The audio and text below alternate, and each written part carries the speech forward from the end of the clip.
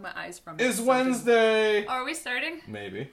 No! It's Shanahanigans Lifetime. Coming up on this episode, assuming you can hear, see, and hear me. On this episode, Eccleston is no longer the Doctor, and just who is this Tennant fellow? Spoilers. As much as I enjoy the Hawkeye Initiative, and we all do, is it legitimately offensive to some people? Also, have you seen this new show on Canadian Netflix? I think it's a sequel to J.J. Abrams' Star Trek movie. It's called The Next Generation or something. It's on Canadian Netflix. It's weird. We're going to have a double fine time on this episode of Shanahanigans Live. Yes. Intro sequence, go. It's gonna be a good time. You're gonna learn some art. Gonna color drawings. Take off your thinking caps. Take out your pen. It's time to draw and listen to us talk. Done. Again. Our Shanahanigans. Damn it! We're Welcome getting to somewhere. We're gonna have an official song. Welcome to Shanahanigans Live. Katie's next here. year. Hi guys, how's it going? I'm still here. What's up? Lots to talk about.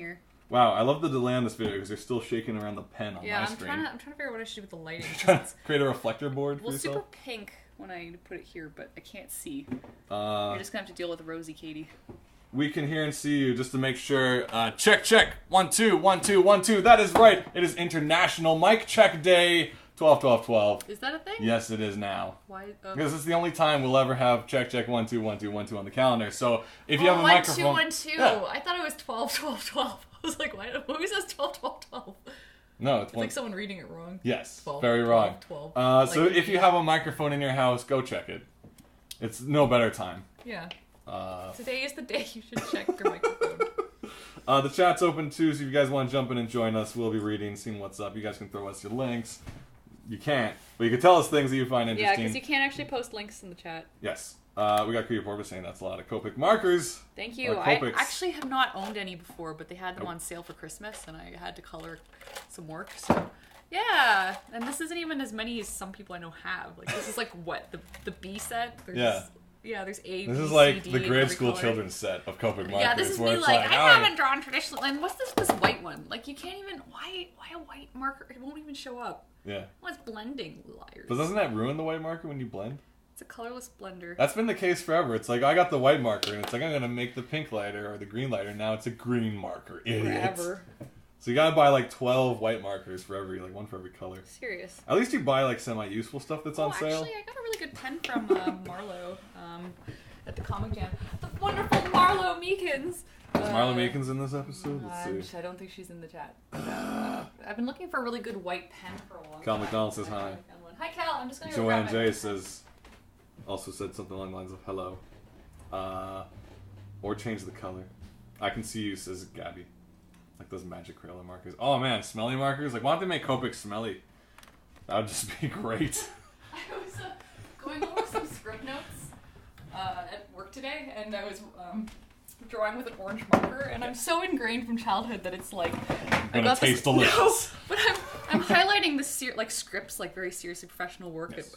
And then it's like I just hold this orange marker up to my nose, and I'm like, orange, and I was so disappointed there was nothing. You're like, one quick hit, come on. I know, but it's like for work. My director's like beside me, like talking with someone else, and it's like if they look over, I'm just like smelling this marker. And it's like, here we have a talented studio. Cloudy brought her in. Oh god. It's like, where's the glue? I want to eat the glue. It's like, all right. Yeah. We have a great team here today. Don't worry, we'll get your show. Gabby says the vid is seriously lagging. If your concern is audio to video, there's really not much we can do about that. I've tried. Yeah. Sometimes it syncs, sometimes it doesn't. Like here, case in point.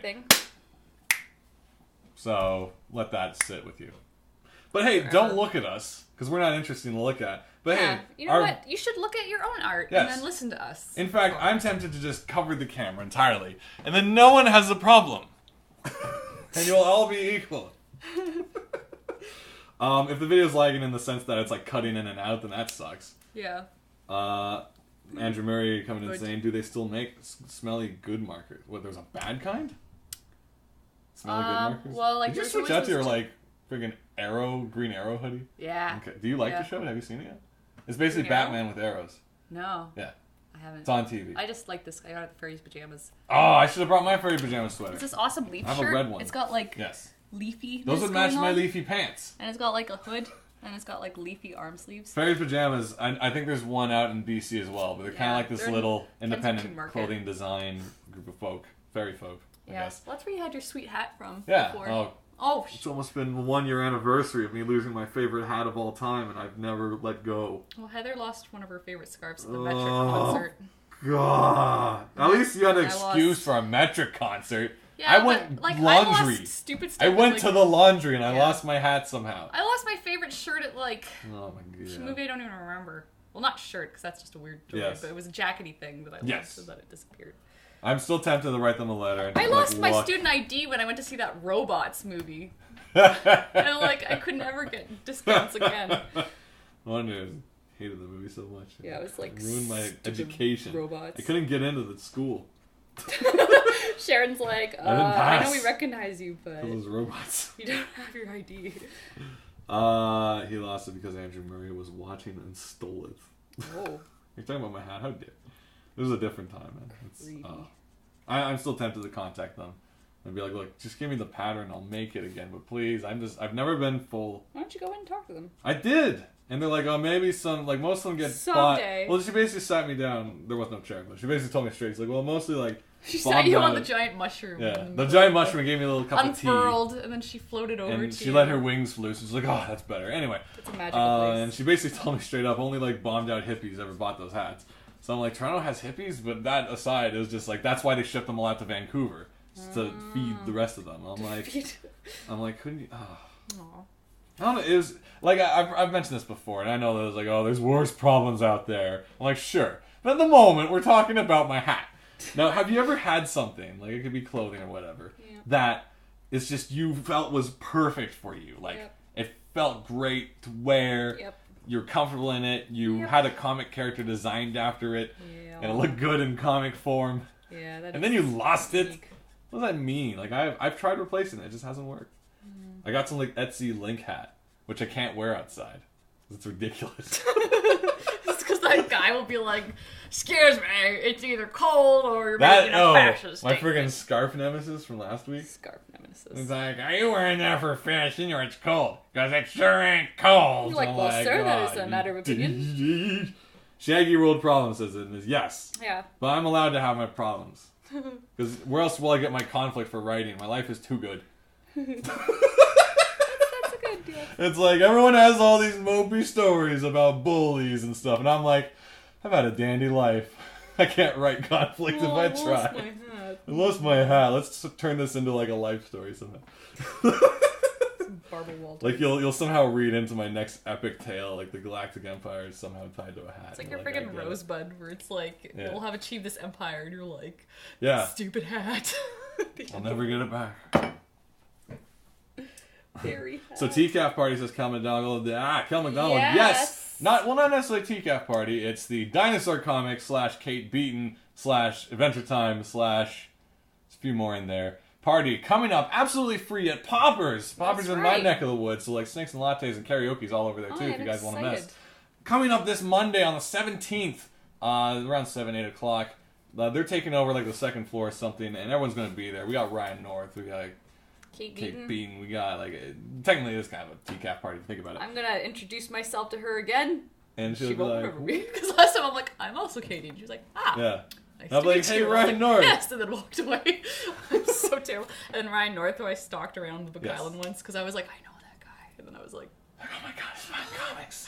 Ryan North likes comics. And then when Shannon, did you know that? Well, then Shannon invited us out to see Shannon Campbell and a whole bunch of swell folks, Sam Logan and. We went. I think she invited me out to go see Thor, and Ryan North was there as well. And it was at Thor? Yeah, and I was like, gonna be cool and pretend I wasn't stalking you around a Book Island once. Yeah. I think I saw Ryan North on the way over. I saw Ryan North and who's the other guy? Comedian. He was in Toronto's version of The Producers. Sean, Porky and the Juice Pigs, Wood Cheese and Children. Sean Cullen. He was doing a thing for an animated series with animals and stuff. He had his daughter with him or something. So I saw those two on the same stretch of walkway on King Street from the. And then he jumped out like into a garbage bin. Yeah. Like, I won't have awkward conversations. There's this great sticky note I have here. Where, what is it? It's success is measured by the number of awkward conversations you're willing to have. Oh, really? And I can't do it. Yeah. I'm like, no, I can't go over there. I'll remain unsuccessful to the bitter end because I just can't. I don't know. It's always tricky for me because unless I'm like actively doing what they're doing, I feel I have no grounds to talk to them because it's just I don't have enough in common. Because like we said this before and we'll say it again. Toronto is an awesome town for comics, and Keller, someone was asking about where's a good place to drink. It's also a great place to drink in Toronto. Yeah, Poppers is a great place to drink. Come to Poppers. Poppers is a good pub. It's got a beautiful rooftop patio. Oh, Poppers is a really nice pub. It's like 3 floors plus a rooftop. Last TCAP was the giant supermoon, and we all got to hang out on that giant roof with the big, huge full moon. Everybody's going crazy. A bunch of us are going to be there, but like definitely, like you're going to run in, if you hang around Toronto, you're going to run into a lot of comic critters. Softer world. I like that. Comic critters. That's cute. Comic critters? I think you said creators, but I heard comic critters. Write it down. Okay. We'll create the Comic Critters Alliance, and we'll make little animal versions of everyone. Oh, I want to be a little squirrel. Oh God, I want to be a Snorlax. What? Pokemon are okay. Whatever. Yes. This will be the Christmas I break it to you. I'm sorry, but Snorlax doesn't come down the Pokemon chimney. is not an Attenborough nature documentary. It's not like Michael Palin's out there. Oh, I love those. I wish I could visit for TCAPs this Creeport, because people do. Like, we got dude from Britain to come over. Yeah. Now, granted, he just wanted a reason to come over, and he's like, should I come for, like, Fan Expo? And we're like, no. Come for TCAP. Like, sure, Fan Expo has the fancy aliens booth, but there's no heart. And you won't even get in. You'll be stuck in a tunnel for 2 hours. Yeah, that's how disappointing would that be. Oh, that was the came worst. Across the pond for that. Yeah, no, Fan Expo was awful for me because I didn't experience it. I experienced a tunnel. That was fun. Yeah, when he says tunnel, the lineup I'm being was legit. in the, I'm being seriously parking legit. lot, It was a spiral indoor, parking tunnel. And they were in there full for of people. 2 hours. 2 hours. Like, it was kind of like that movie 2012 when they're all trying to get in the boats. Yeah. Like, I could have sworn there'd be like these boats at the end. And like somehow guy who stars in that movie was gonna mess it up. No, it's 2012 that's the end of the world, not 12. No. Okay, so we got some time. National Mic Check Day is not the end of the world unless someone hits a really loud mic. So it's like check, kaboom! And it sets off the core of the earth. Yep. When's TCAP's ask Gabby? In May. May. Yes. So you want to come here for May? Because are we allowed to announce something? Well, I think that's what Kel said by a TCAF party. Yeah. Yeah. Yeah, we got into TCAF. We got into TCAF. We're very excited. We have a table. Very excited. So we're gonna like make a comic or something. We're gonna have stuff. I think we should make a comic. I'm down to like the last 9 Silly Kingdom books, and I don't think I can have a table with 9 books spread out. Well, either way, we'd have to like reprint, but I feel like it'd be nice to reprint along with. We are gonna have quite a few anthologies on us. Yes. And I do have a buttload of anthology projects over there. And some cautionary fables and fairy tales. And I do believe there will be a second volume of cautionary fables and fairy tales ready for TCAF. Will that be true, Cal? Is it? Possibly. We have to get I'm not sure what the timeline is. our story is due next week. Yes. What? Well, we have to pick a story. Yes. Yeah. Right. And you're watching it live and real, us creating a comic book. A real-time production. Cal's like, what? I could segue from this, but I just want to hit one more thing. We got Andrew Murray saying, Shaggy next time, do Press Pass at Fan Press Expo. Pass. Yeah, those guys got to go in and be all pressy. I have a website. I'll do it. Because it's just, I can't. I won't. I will not. I cannot do... Speaking of friggin' websites. What? What's up? What's up with our website? If anybody checks our websites, I mean, hopefully you're subscribed to our RSSs so you don't notice, but all our, like, my main websites are down, like KatieShy.com, SillyKingdom.com, Shanahanigans.com, which you probably didn't know existed. We actually had that? Yeah. Oh, yeah, we did. And I think that was the main ones, but essentially... it was mainly because not the site itself, but the URL. No, well, the thing is, relink like, to the site. site. It relinks to site suspended, so I checked in to see what that was about, because it's apparently if you haven't paid your bills, but my due date to pay for my domain names doesn't run up until the end of January, so I was like, hey, what's going on? And, essentially, Kanaka, kind of the guy I was talking to as well, it's like I was I wasn't being super stern, but I wasn't the friendliest when I sent this email. I was just like, hey, all my sites are down, just curious what this is about. Email? I wasn't bad, but the guy was all sassy who got back to me, and I was like, oh, geez.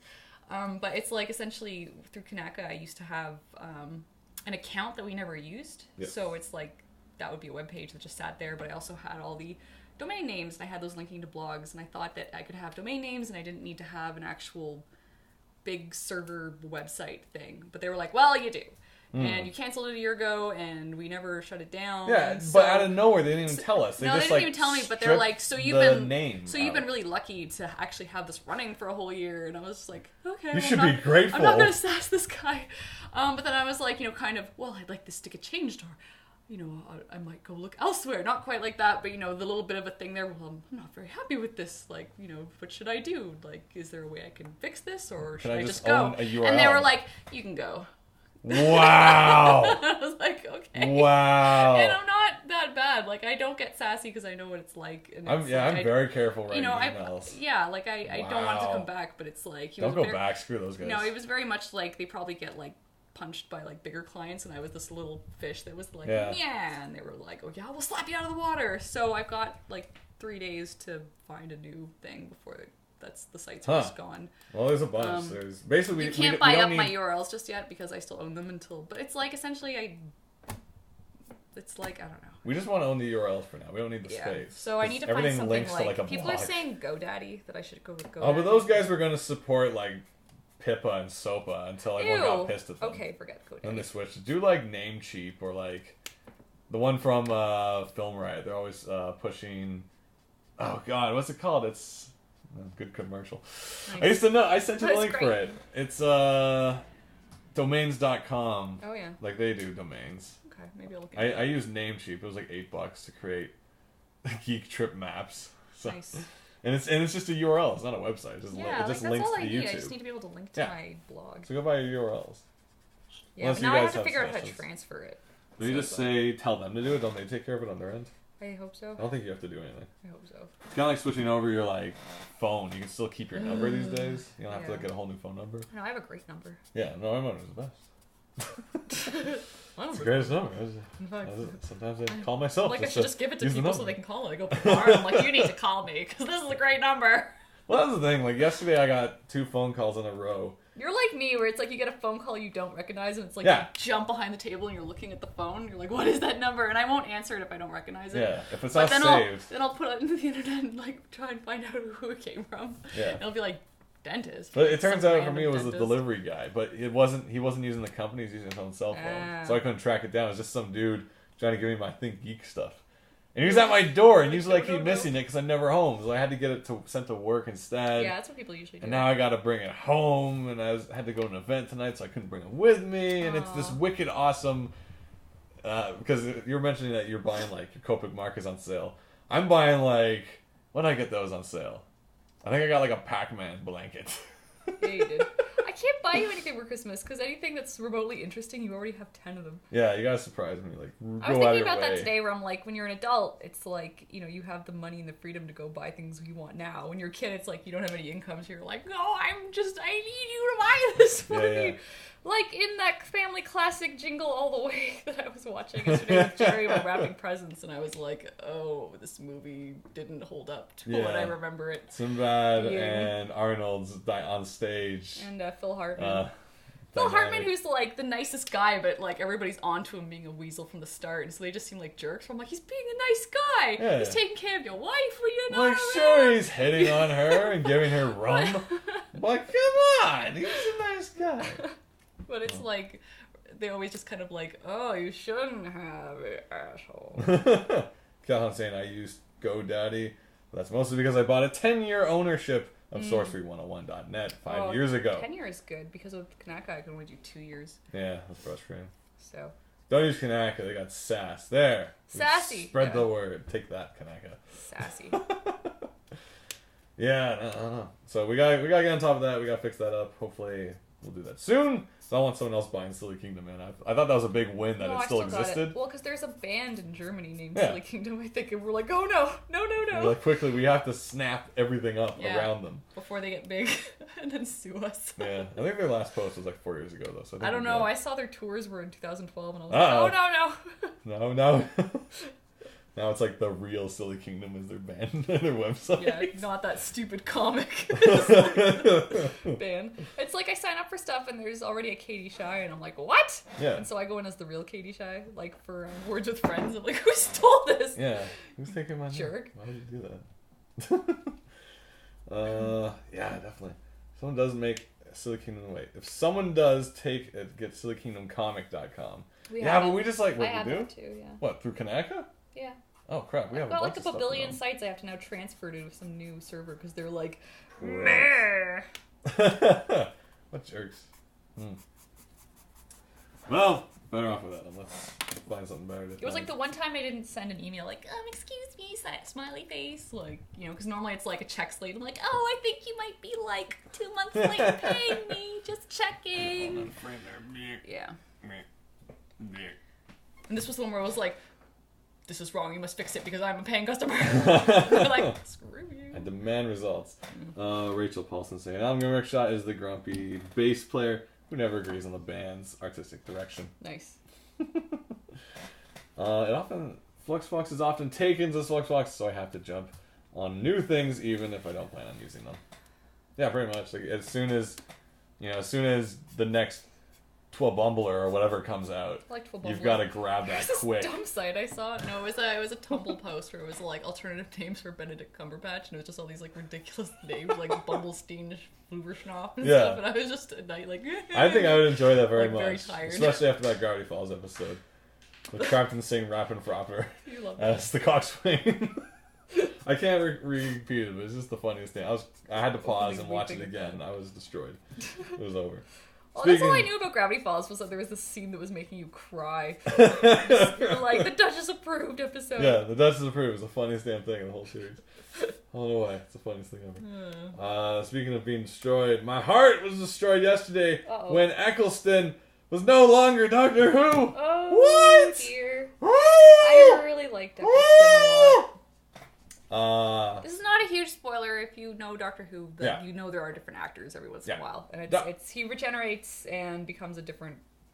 I don't have the exact history, but Doctor Who kind of pulled off a brilliant concept of how to continue a series without like the James Bond concept without ignoring the fact that it's just a different actor. Yeah, they actually like in canon explain why there's a different actor, and as opposed to like a series where like where one of the lead characters are like, or in a movie like sequel. Well, like all the new James Bonds where it's like Judi Dench is like continually M, but it's like she's going through like 3 different Bonds. Yeah. She's like, oh yes, 007. But it's the idea where like you can continue a character, they keep calling them that without having to like everyone being like, huh?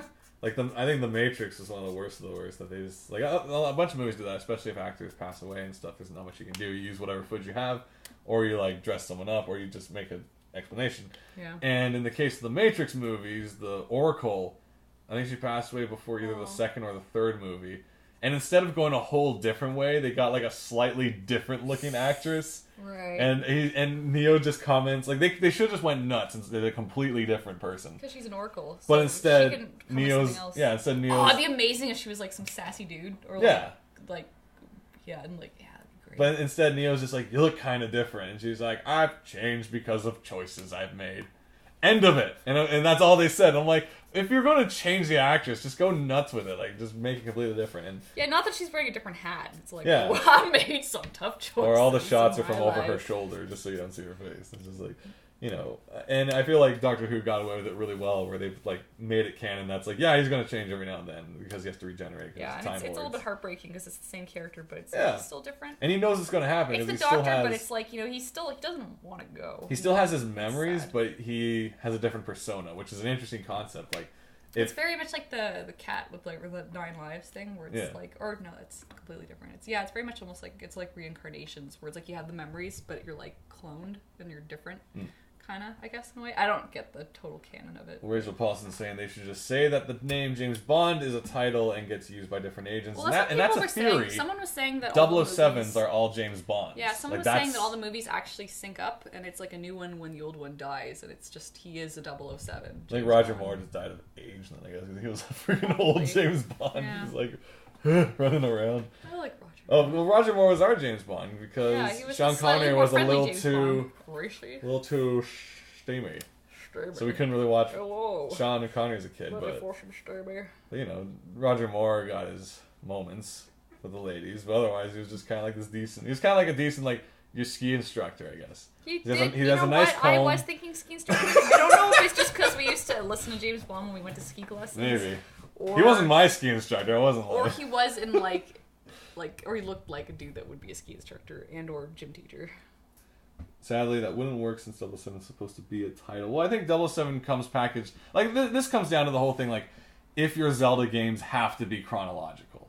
Like, do the James Bond stories have to explain it? Like, can we just accept, kind of like, not The Hunt for Red October, or is it? There's a series of movies, John McClane, there's The Red Line, the dude, like, Ben Affleck movies. Played him, Harrison Ford played him, and it's like, this is just a character that different actors are taking in. You don't have to explain, oh, well, the agency just swaps it out. Like, sometimes you can just let go. Or like Bourne, where it's like, there's so many Bournes. I'm like, what? Like, sometimes you can just let go, and other times it's fun to, like, try to connect the Zeldas and stuff like that. And when people do, it's like, oh, that kind of works out. Yeah, or you could just say no.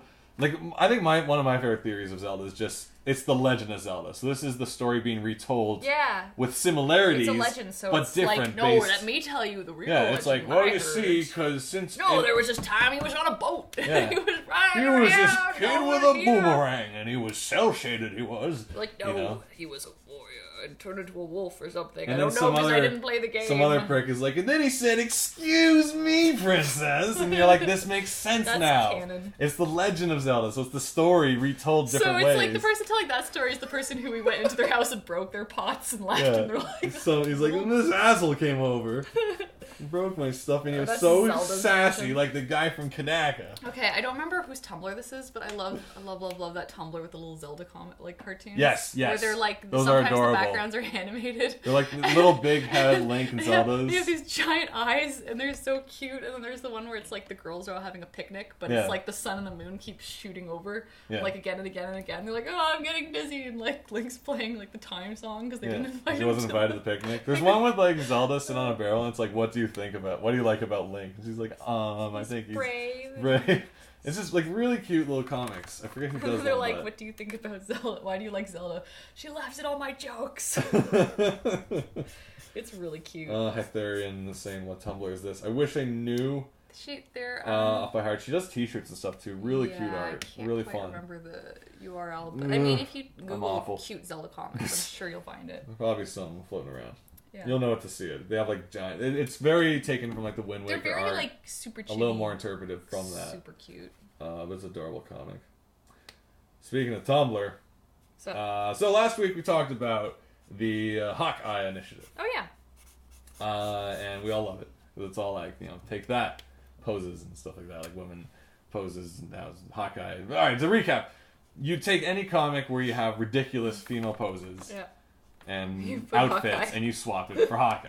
To show how ridiculous and it helps emphasize how ridiculous. Now, last week we mentioned there was some controversy from people who were like, leave Hawkeye alone, meh. And those people we can brush off and say, shut up. Now, there's a second unit. Yeah. I don't want to say unit, but there's a second division of, some people take a little offense to this, and this is like the trans gender community suggesting that whenever the comic is, let's swap the guy for the girl to show how ridiculous the pose is, sure, it works. It's comedy. Mm-hmm. But in some cases, the comics seem to be just, let's put Hawkeye in a dress because, there's not so much crazy posing. It's just kind of a sexy outfit. And the concern is all the humor comes from a man in a dress, haha, funny. As opposed to right away to like Monty Python, that kind of comedy. But as opposed to this is a statement on women are posed ridiculously, let's pose men, and so the actual blog is reformatting because of this, because there's been enough kind of I don't want to say backlash, but just addressing of the concern. People are being hurt by it, I guess. Yeah, it's not fighting that particular point anymore. It's certain versions, which is kind of interesting, because this means now there's rules being applied to this meme. There's this meme can't be, let's put Hawkeye with the arrows, not hot guy, Hawkeye, in a dress. It's it's got to be in context of a ridiculous pose, a twisting body, seeing both the ass and the chest at the same time. Yeah. you know, I don't really have a point for this. I just thought it's interesting that it would take such effect, this kind of response, because the people who run the Hawkeye Initiative are doing it for a betterment concept, not to hurt people. Like they're doing it for like, let's show why comics are kind of ridiculous. Yeah. But now they're like adjusting it all in this particular case for this community. Thoughts? Because I don't have a point. I honestly can't. I can't come at it from I don't really have any experience. I don't have any close friends that are transgendered, so I can't speak on it with any intelligent information at all. So it's kind of one of those things where it's like, is it really hurting? Then maybe look into it, and if you can adjust it, then like I don't know. I honestly I just heard about this now, and I can't really speak with any intelligence on the subject at all. Well, I it's guess... a shame because it's like they're not coming at it, I think, to offend. No, in that respect at all. Like I don't think they're making light of transgender people at all. So it's unfortunate that that's what some transgender people, a few people are taking from it. But I mean, I guess as long as they're all talking and they don't.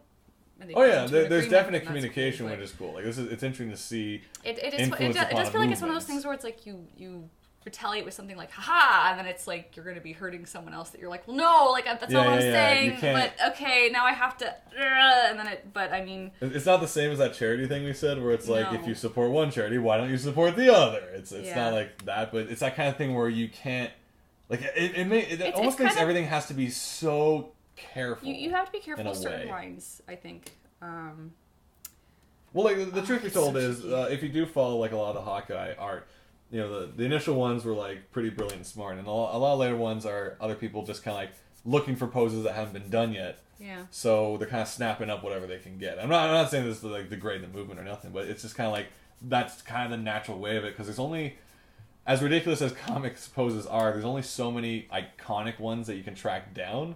Like you're gonna really start digging for like, let's just grab the front cover of Sexy Woman character and swap it with Hawkeye.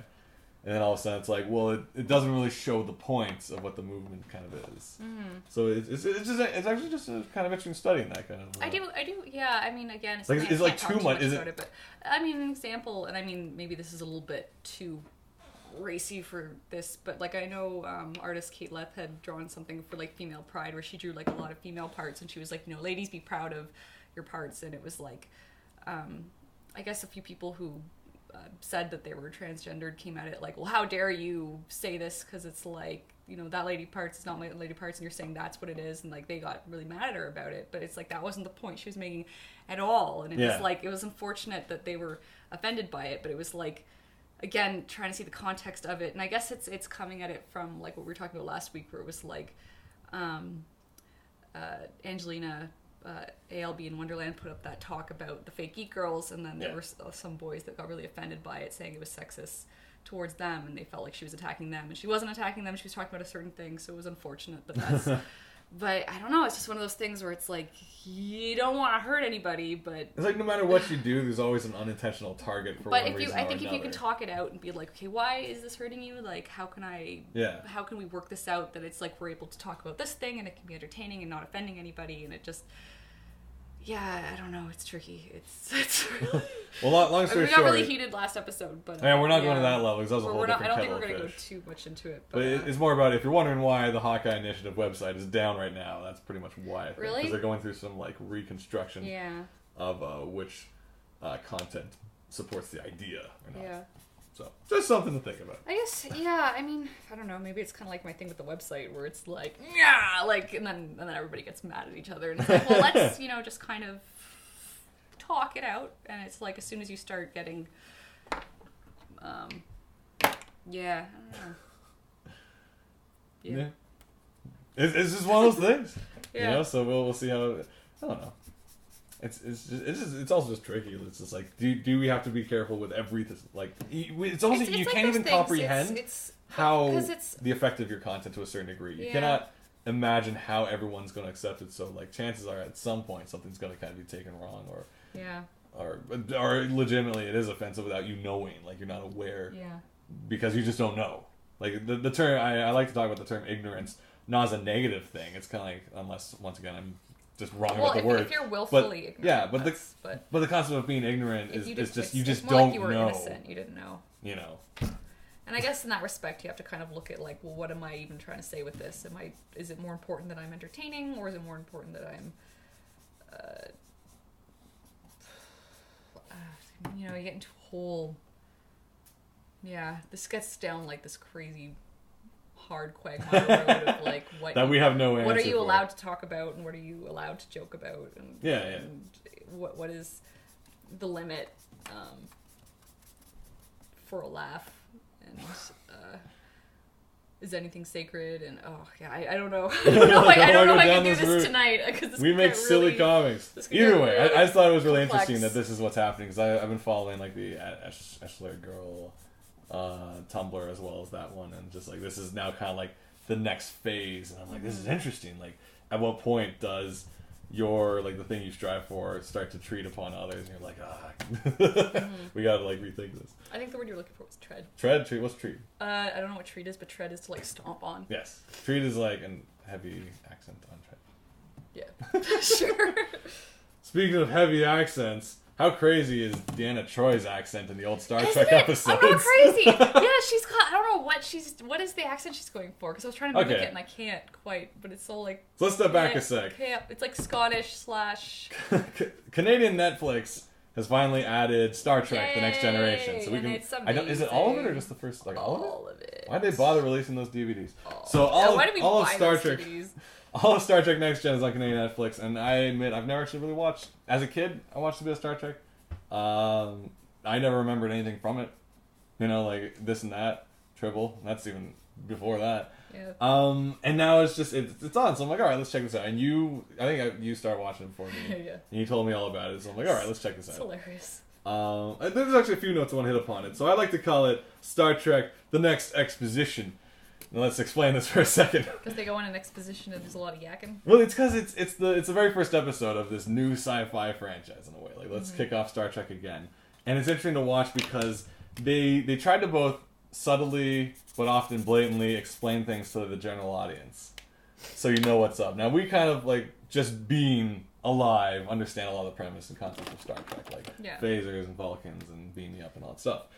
But when you watch the first episode of Next Gen, everything is an explanation that's being said. Someone like, even when they try to be subtle, I catch it. Like, there's a scene where there's like a chancellor is brought onto the ship via a shuttle. Via shuttle. And Data's just like, oh, well, you could have, it took longer to come here on the shuttle, you could have used the Energizer. And he's like, what, have all my atoms scattered and spread across the galaxy and reassembled upon the bridge? No, thank you, madam.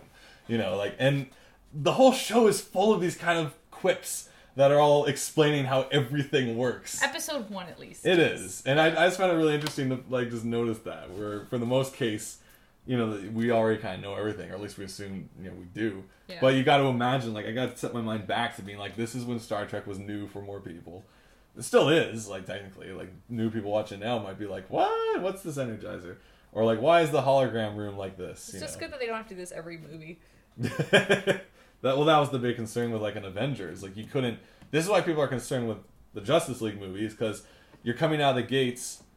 They're technically they are recognized characters, but there hasn't been a franchise around each of these characters yet, and even Batman's getting a reboot. So do you have to explain who every single one of them is within this big ensemble film, which is troubling because Marvel did it beautifully. How everyone had their own films.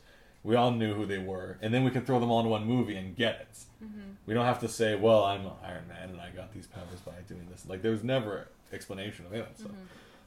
Some of the other stuff I love from watching Star Trek is how every character also gets a nonchalant, blatant expositional introduction, especially Geordi, who, he's the guy who wears the visors, right? And they have to, like, put them in situations where they would talk about it, so of course he goes to the doctors. Like he meets What's-Her-Face on the bridge and she's like, so you've been blind all your life? And he's like, yes, I've been blind since I wasn't able to see. And they just like talk about all like explaining everything. It's like, so you use these visors to see then? He's like, yes, that doctor, I do. You created them. And he says stuff like, they can see infrared, infrared, doopity-doo. I feel like I've said this 100 times to every doctor. You're like, well, you said it the first time for us. Yeah. And they're always trying to carefully cover that they're being expositional. And I find that this is great for anyone in storytelling. If you feel you're so tied to your characters and you know them so well at this point, the audience doesn't know them yet. You may have been written this series since you were in grade school, and you want to now release it to the world, and you know these characters, but no one else does. And I find some of the stronger ways to do it is you introduce a character who is the everyman, the Luke Skywalker, who has to learn everything. So Riker, who they pick up halfway through the episode, is like new to the ship, right? Okay. And so it's all like, oh, Commander Riker, if you want to find Data, you just have to touch this thing on the wall and go, where's Data? And he's like, wow, that's great. What else does the ship do?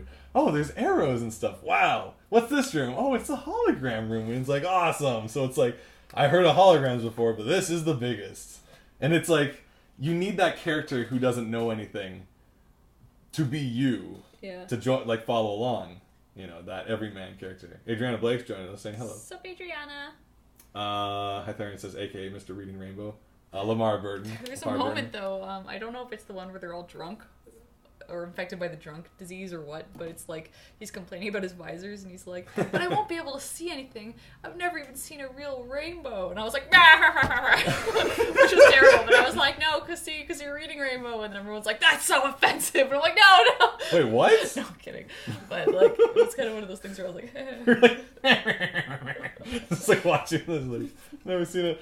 That reminds me, I randomly watched Neil Patrick Harris Puppet Dreams or Puppet Stories. I saw you posted that, but I haven't. And the first episode I watched is with him and Nathan Fillion at the doctor's office, and the whole like first minute is just like Nathan Fillion TV show puns. Like they just work in like words of anything he's been in, and it's just like I was like, these guys. This is all the Nerdist. If you've ever been over that website, which I watched some of their stuff last time. I'm like, man, those nerds are having fun.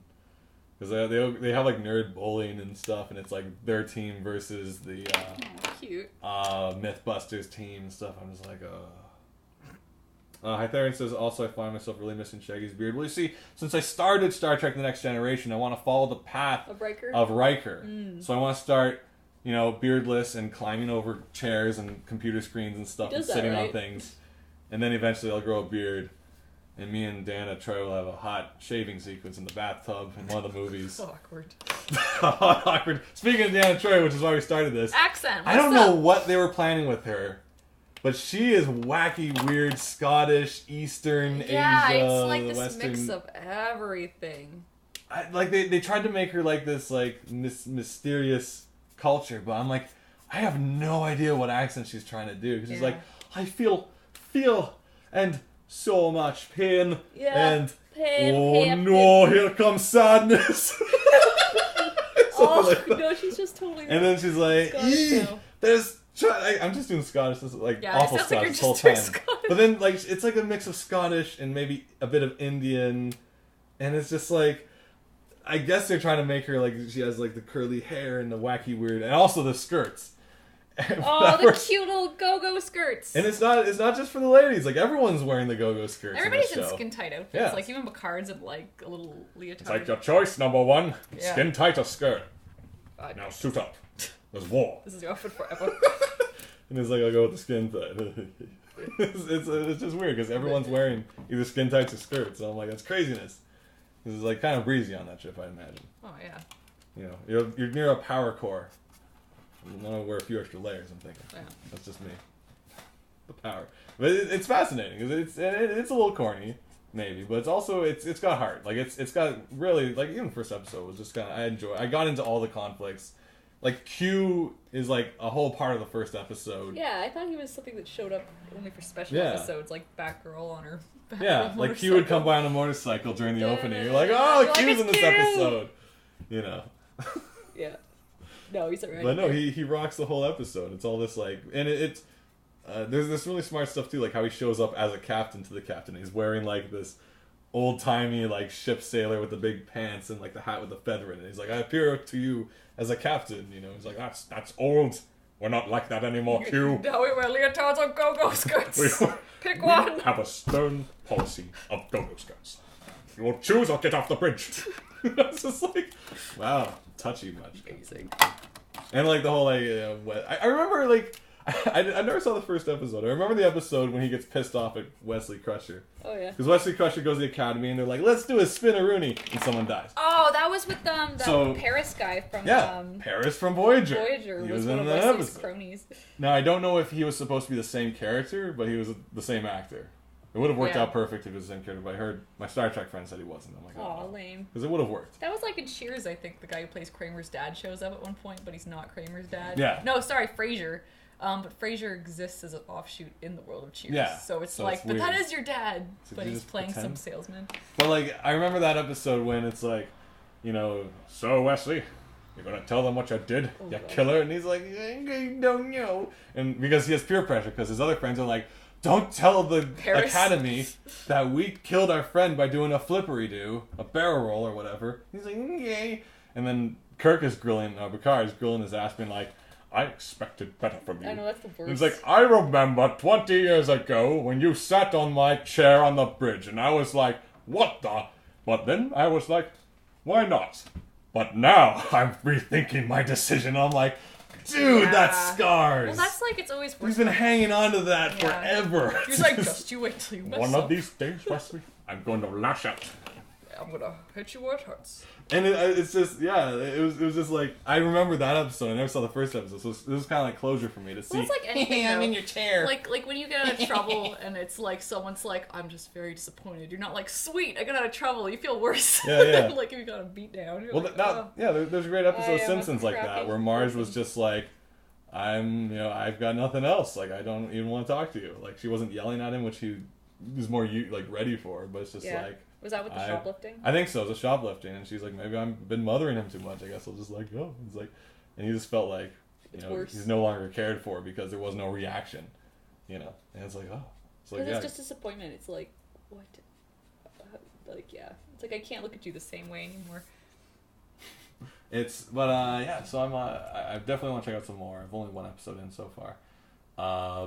Treat yourself to episode 3 on the planet of Eros. It's amazing. Well, before that, the thing you said that I thought was interesting too about the first episode is they go in and they separate the saucer right away. Yeah.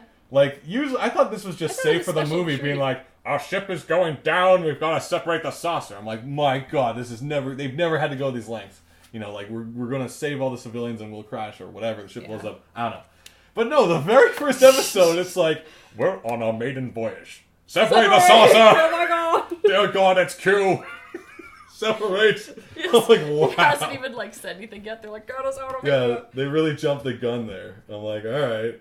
I guess they did it, maybe it's just like hook the audience, being like, the original Enterprise never separated the chassis section. Never separated. What is this madness? So it's exciting stuff. I'm excited to look forward to it. Yeah, it's fun. Maybe I'll get like more Futurama references that have been like buried all these years. Yeah. There's a whole bunch of talk about writing and stuff in Korra going on. People are writing Korra stories. Korra? What, like? Oh, don't get me started on Korra. We've had that episode. Yep. We've talked about that ending. We're good. We're content. Go drag that down. You raise points. Do you think Michael Dorn kept one of those Worf headpieces? I was pretty sure that was just his head. I didn't know he was in makeup. But he's always had that. Amazing. They casted him really well. They did cast him very well. I am starting to see that thing though where he's like the chief of security and he's just getting like punched and like knocked over and ignored and yelled at. Possessed. There's 2 highlight videos of no one listens to Worf and Worf keeps getting beat up. Well, and it's like you said, it's Worf's supposed to be really strong, so when someone is able to lift up Worf, it shows that they're really strong. Yeah. But when all you see is people punching Worf, you're like, I guess he's just not very strong. Well, yeah, the idea being like, you've taken down the security officer, the strongest man on the bridge or whatever. Like, but apparently you never actually see him doing strong things, so barrels are just falling on him all the time. Well, it's, He's getting punched out by old men. Yeah, I forget her name. The girl with the short blonde hair, she's the chief of security right now, and she's like super She's the powerful firehead where and she like knocking goes for the people punch. Out and, like she shows off a lot of force, but Worf just seems to like have barrels fall on him. And, Yeah, like, flip he's over this clumsy things. oaf who just gets angry, and it's all like he's gonna He was gonna shoot. Like he was But gonna it's not shoot even the angry. screen. It's like mildly Actually, that's irritated. another one. Another exposition. Remember when they had the screen up, and it's like, you know, Star Trek, they have the viewing screen, and Q shows up on the screen, and then Worf like pulls out his phaser, and he's like, "What are you gonna do, Worf? Shoot the screen?" And he's like, "Oh, that's right. It's a screen for viewing, the view screen. Thank you, Worf." And so it's like any chance they had to like explain something to you. And yellow. It's like, can we take the elevator to the deck? I don't see why not, Wesley. And then they go in the elevator. It's like, oh, that's an elevator. Well, sometimes I'm you glad they told sometimes you us. just gotta advance the plot. Yeah. I mean, or they wouldn't talk about Push anything. it along. Yeah, like what else is there talking about in space? There's probably a bunch more examples, but I just thought it was really interesting. That's just like, this is how you teach an audience your world. Or is it? Is there better ways? That's what we're here to discuss.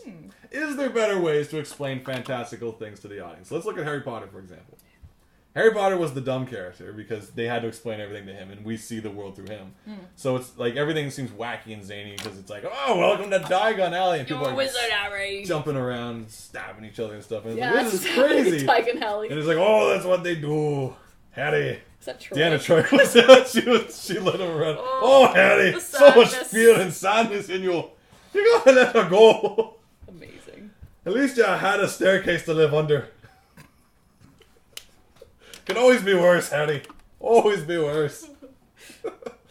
But it's that kind of thing. Like you have to like introduce the new audience every time to your wacky, weird world, and you guys are talking about core and stuff, and you'd have to establish the rules of that world too. Yeah. Well, Well, about like Lord of the Rings, because it's not like, hello, I'm a hobbit. I live in a hole in the ground. It's like you kind of just go right into that part. Well, and you see yeah, that but they're- they do you see do that they're things nice like- people. Oh, Gandalf's like, Hobbits. like people haven't heard of these guys yeah, in a yeah. long time. He's like, So it's scarcely aware of the existence of That's hobbits, true, which yeah. you guys are, and you're so cute, which I'm very happy. You I hope know, this isn't foreshadowing. and, it's just like stuff like you need. I think you need like I think it's like you don't always insensitive have to, characters to explain the story to people. Yeah, or you Because it'd be or like, played along hobbits, 4 of them, what are they doing here? But if he was like a well-mannered gentleman, he would never say that, so we'd never know that there was prejudice or whatever. Like I'm just saying, there It wasn't. wasn't even that there was. They're like, Oh, hate bleeding hobbits! I don't even know if that was it. He was kind of polite. They're It was so just- cuddly. It was showing there was this kind of threat that it Yeah. was like, oh gosh, we're not in our neighborhood Yeah. anymore. But it's like if you consider like if we ourselves are all like everyone, we're all so nice and we don't want to offend and everything. And if we wrote every character like that too, then would you just never learn anything in a story? Because it's just like, It's like, hello, hi, it's- yes. Well, and then the bad guy wouldn't be doing anything. yeah, the because he'd bad guy so would be polite. so well mannered and I mean, if polite. Sauron was well mannered, he would Yeah. be like, I'm going to take over every friggin' thing. Yeah. It's just like if everyone was just like considerate and well mannered and no one was rude, you wouldn't have You wouldn't antagonists. have story. You'd have like, It's no, There'd be- the conflict would be nothing would get done. Like It's Happy like Town. there'd be two people trying to like walk down the same hallway and they're like, oh, you could have a whole series based on this. and this could go on for hours. We'll just cut to a different scenario, something similar that happened, where one guy's opening the door for someone, and the other guy's opening the other door for the same guy, and they're like, oh. It's just this never-ending series Yeah. of considerate people who can't make a decision. No. They can't take the selfish route and use the door. You know, It's like, I just want to use a door.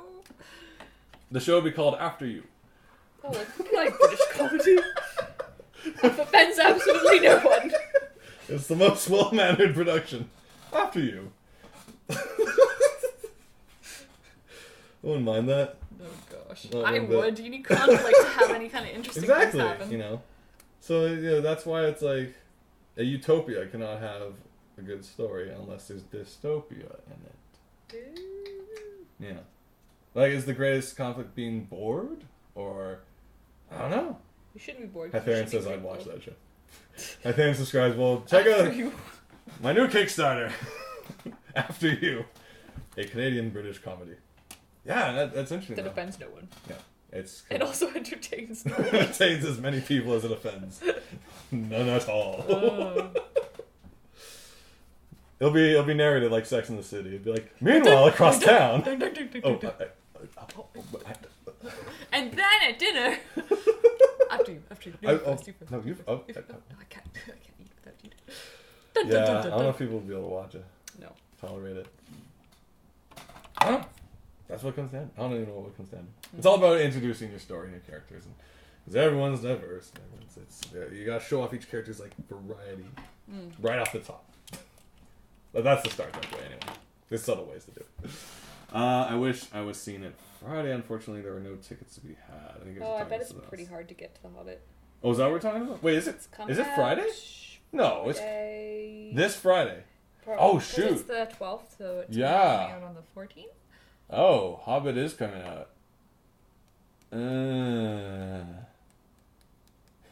Alright. I'm excited, but I believe I'm going to watch it in 24 frames first. Yeah. And then a week later, once the smile wipes off my face from the initial viewing, I will attend the 48. Because I don't know, like I don't want to be the guy who's like, boo new technology, but because I'm all the for guy it. Who's boo all technology. But I'm just like, I don't. This is. But I'm not. I'm not necessarily reading reviews. It's more about technical analyses, and people are just like, it's just, some things look so fake at 48 because it seems so real that the fake things are even faker. I don't know if you're talking about this on the show, but you're talking about this over at our place before, where it's like if you see someone in costume with that filter movie screen, you buy it as like, okay, this is some fantasy world. It's a film fantasy. But if it's really realistic, it's like just some jerk in a guy. fantasy costume. It's like a guy could be your hanging buddy out that you're in like, front of your house. Hey, what's up? It's like, oh, there's Ian McKellen in the Gandalf costume. All right. Versus, oh, there's Gandalf. I don't know.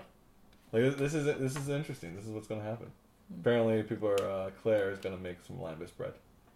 I imagine that's a lot like, what's the bread you have at like, butter chicken? Naan bread? Yeah, I might just make naan bread.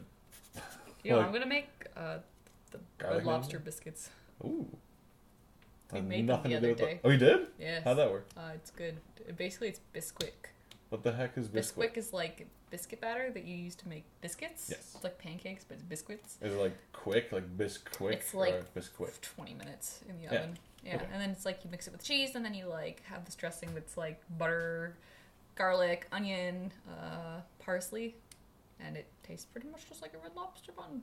Really? Yep. Oh, I thought you meant you put lobster in it though. You don't. No, but like those buns that they give you in a basket that you can't stop eating. So and then it's like your meal shows up and you're like, no. So now you can make your own free bread. Yep. Excellent. Everyone seems to be making food for The Hobbit. It's all like, we got Claire making, friend making Gondorian griddle cookies. Gondorian griddle cookies. Creepor says, is Bisquick not common up there? I guess not. Never heard of this I Bisquick. hadn't heard of it before Jerry brought some home, and I was like, what is this? I've had bisque lengthy duration, long to make bread. None of this quick. Sounds delicious. Andrew Murray was saying, What are your plans for the Shanahanigans Christmas special? Alright, we're in debate. Because Christmas is on Tuesdays and not. Boxing Day is Wednesday, right? Yeah. So either we do... Next Wednesday, I've been invited to a Christmas party. Oh. Wait. This coming Wednesday? Yeah, which would be the Christmas episode. Okay. So there's no Christmas episode.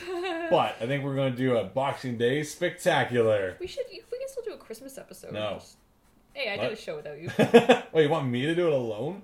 It's going to be the saddest Christmas episode. It can be you and a special guest. Like, unless it's like...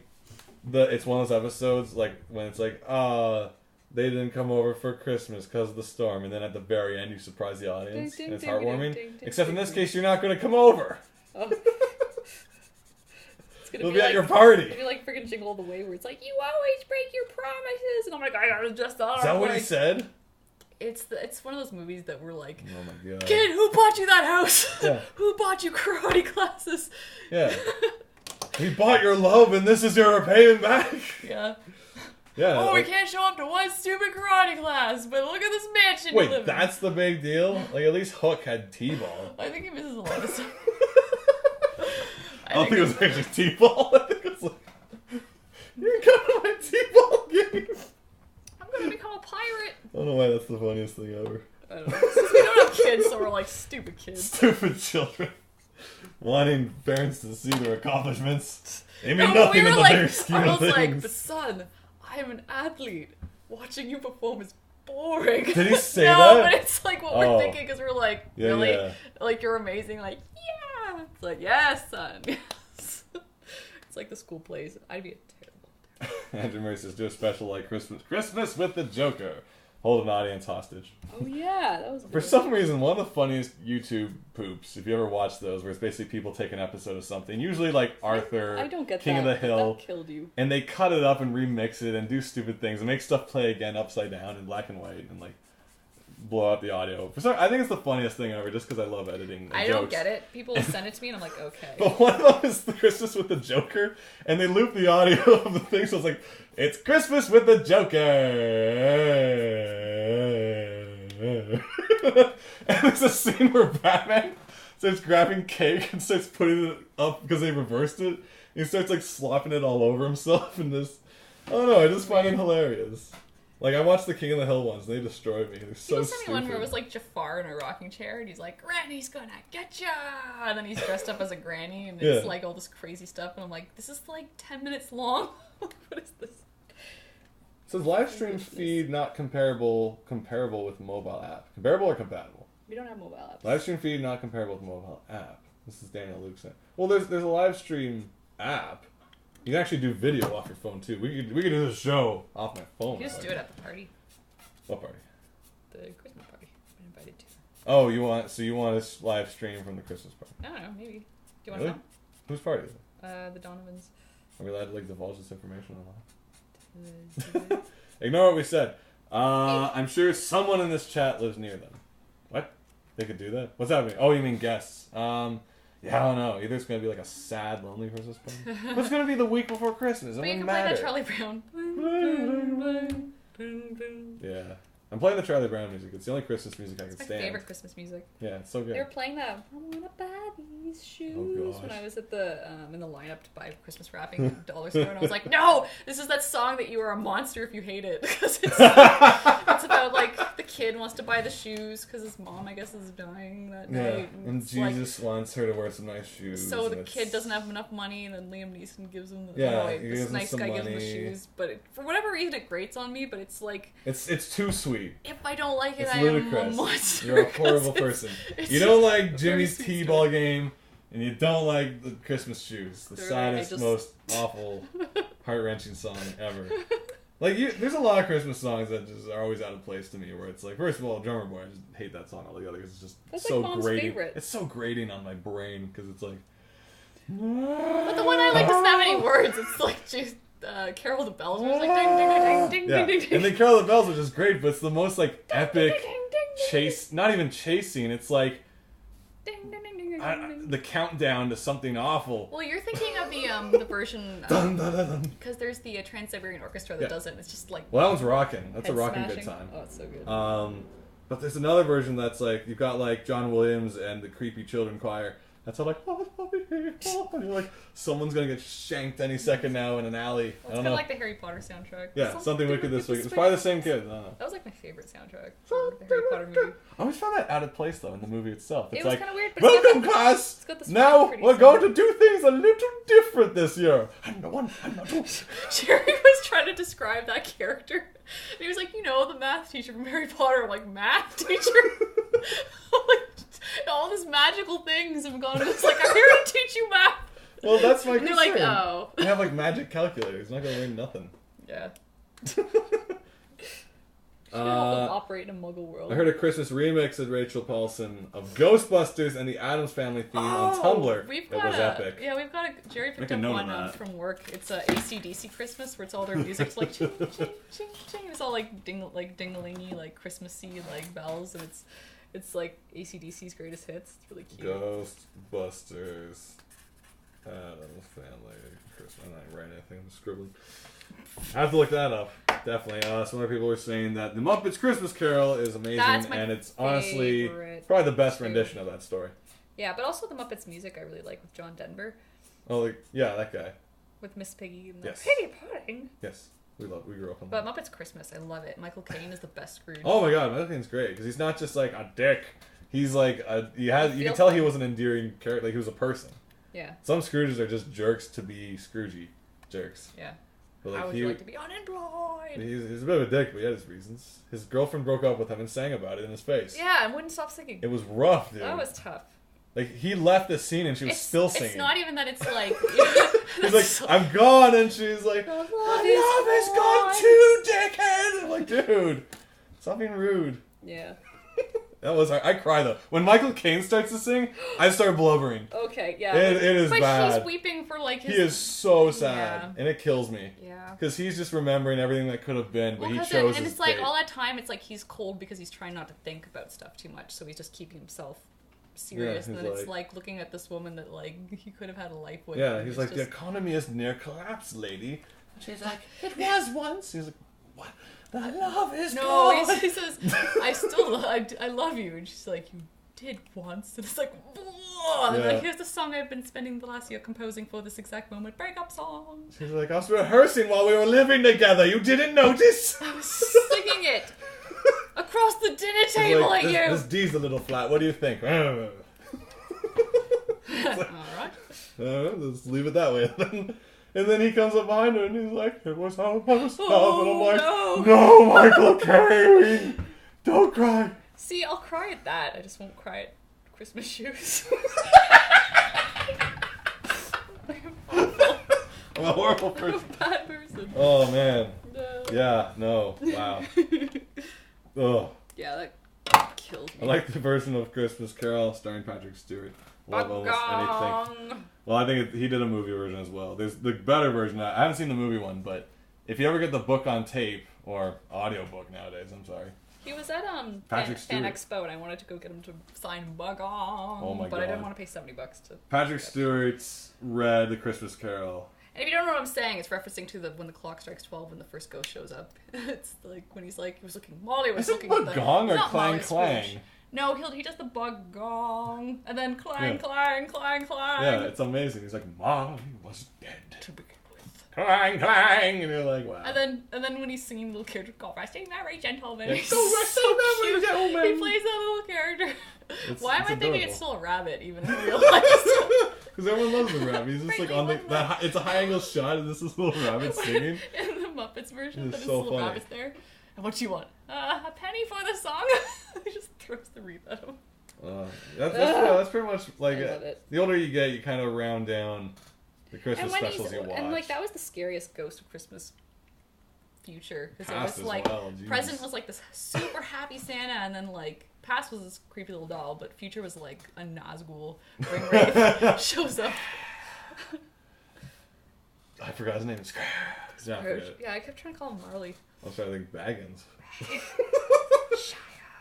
It's like the singing of a street corner choir is resting home by the fire. It's true. Yeah, it's such a heartwarming film. Makes you wish you still enjoyed. Although I remember when our uncle watched it, he'd like run out of the room every time there was a song. We'd be Yeah. like, "It's a great song! I Come can't back!" stand it. He's like, "I can't stand singing." They're Like it's good heartwarming. songs. I love old Fozziwig's Rubber Chicken Factory. Oh. Because up until then, everything Michael Caine says is straight up Dickens. And then he's like, it's Fozziwig's Rubber Chicken Factory. And you're just like, what? It's the best line in the movie. I don't know why. Oh, so it's classic. ridiculous. We'll probably be watching that again. Yeah, and I've heard too that it's one of the more true renditions because it's There was a the lot original more singing story. back Well, then. yeah, but the original story was narrative, so having like the narrator characters in there has a lot of text in there that you wouldn't have if it was straight up acting. Well, that's in as much as if you like had J.K. Rowling following you along in the Harry Potter movie. Because That she would had a be lot of rich interesting. narrative. Yeah. That the funniest line in the whole series, I thought. There's one piece that you will not see in the movie because there's Oh, no way yeah, to I love contextualize this without it being awkward or weird. But it was just like, someone said the chances of that happening were the same as the chances of Snape adopting Harry. Yeah. And it's just a statement. It's just Well, like I a narrative. I really liked her text because it was like there was Yeah. one time where it was like Ron said something that made Hermione yell Ron. Yeah, It's like, that you don't was even it. know what it was. It's like You're just something awful happens, and then Ron says something that caused that reaction. It's like you can't get away with Where it's that. like you need to in say film. something that would make her say it, but it's like the narrative was cute. And like I love how it started. Like that's what got me into like Harry Potter, just how quirky that intro was, where it was like Mr. Dursley liked to yell at things a lot, and it was Yeah. just kind of like a strange way of describing someone. Well, that's why I Also, enjoyed like, it also. Scrooge. It harkened back to Love Hitchhiker's Guide, like this, and, Yeah, and that's even what like I felt Discworld. very very quirky. There's a lot because reading. I don't read too many books. I'll just say it. But in the few that I have poked through, like most of the narratives are just kind of like, this happened. She said, he said, it was green. and it's like that's the end of it, and there's no care taken, there's no flourish, there's no fun had in the narrative. And I'm generalizing to a degree just from what I've experienced, but those stories, and largely books I've read from British authors and been read on tape. I like having a little personality from a narrator. Yeah, and I always enjoyed that, like having the. I mean, obviously, it you know, it depends again on the story you're trying to tell, because it's like the narrator really does become a character in that respect, and if you want more of a serious tone, maybe that would get in the way of some stuff. But like, I love Douglas Adams' voice in Hitchhiker's Guide, and I love Terry Pratchett's all his asides, where it's like you just read like. He always has these like little side notes that you read. Like it's his writing is really fun. What's up? You look like you're reading something. I don't know, just some strange comments. Oh yeah. Rachel. What? You know what you did. What? Anyway, but yeah, Christmas. That's happening. And Katie, well, so we haven't decided yet what we're going to do for Christmas episode. Like I hear. Cleaver, wait, what was he? Christmas elf? The post-Christmas elf. Well, what was he? He was the something elf. Cleaver the Christmas elf. Yeah, so Cleaver the Christmas elf will make a reappearance. If you're wondering who the hell Cleaver the Christmas elf is, you'll probably not know because it was from last year's Christmas episode that the recording. Half of it got deleted. Yeah, only half of it was recorded. But if you hung out with us Christmas last year, you'd know Cleaver the Christmas elf. He might make an appearance. I hear it. 'Tis the season for cleaving. For a good cleave. So Cleaver the Christmas elf will come back maybe. Gosh. So Rachel says I won't apologize. Well, now I want to know what that's about. Nah, don't worry about it. Walking out of the so look forward to Cleaver. He'll either show up maybe on Boxing Day or on Christmas. It depends what we do. But yeah, it's kind of which Wednesday. It's kind of like when do you celebrate Halloween? If Halloween's on like before a Wednesday, do you After celebrate it's it on the just Saturday or on the next Saturday? Sure. Because it's November and you're an idiot, you know. Or like the poor kids who go trick or treating in like November. TV dinner says Cleaver has the voice of an angel. TV At least some of us remember Cleaver. Some of us just can't forget Cleaver, one reason or another. Cleaver's the reason they invented Christmas songs. Wizards are subtle and quick to anger. Oh wait, because we will think about Lord of the Rings when the line of wizards are subtle and quick to anger, and then out loud he says, "Screw subtle." I'm missing stuff. I'm just reading stuff that looks interesting. Alright, the bottom line is Rachel's basically talking about if Harry was a girl. Oh. But then there's some stuff about like Snape and I was like, what? I probably just missed it. What? Good news, everyone. Good news, everyone. I keep seeing that one show up where it's like I've successfully what is it? It's like you just read the above text in my voice. Yeah. Meme, I'm like, clever. There was one of the best Professor lines was either like Fry wasn't around or was dead or was somewhere else on another planet, and Professor comes in and just starts talking and he's like, "You didn't say good news." He's like, "I only said that for Fry's sake." So like every time you ever said good news, was good just like, news, everyone. Just for Fry. News, everyone. Sad news. Sad everyone. news. I want to double check if I think I had a few more things to say. Yeah. We're wrapping up almost at the 9:30 mark. We tend to do an hour and a half. Yeah.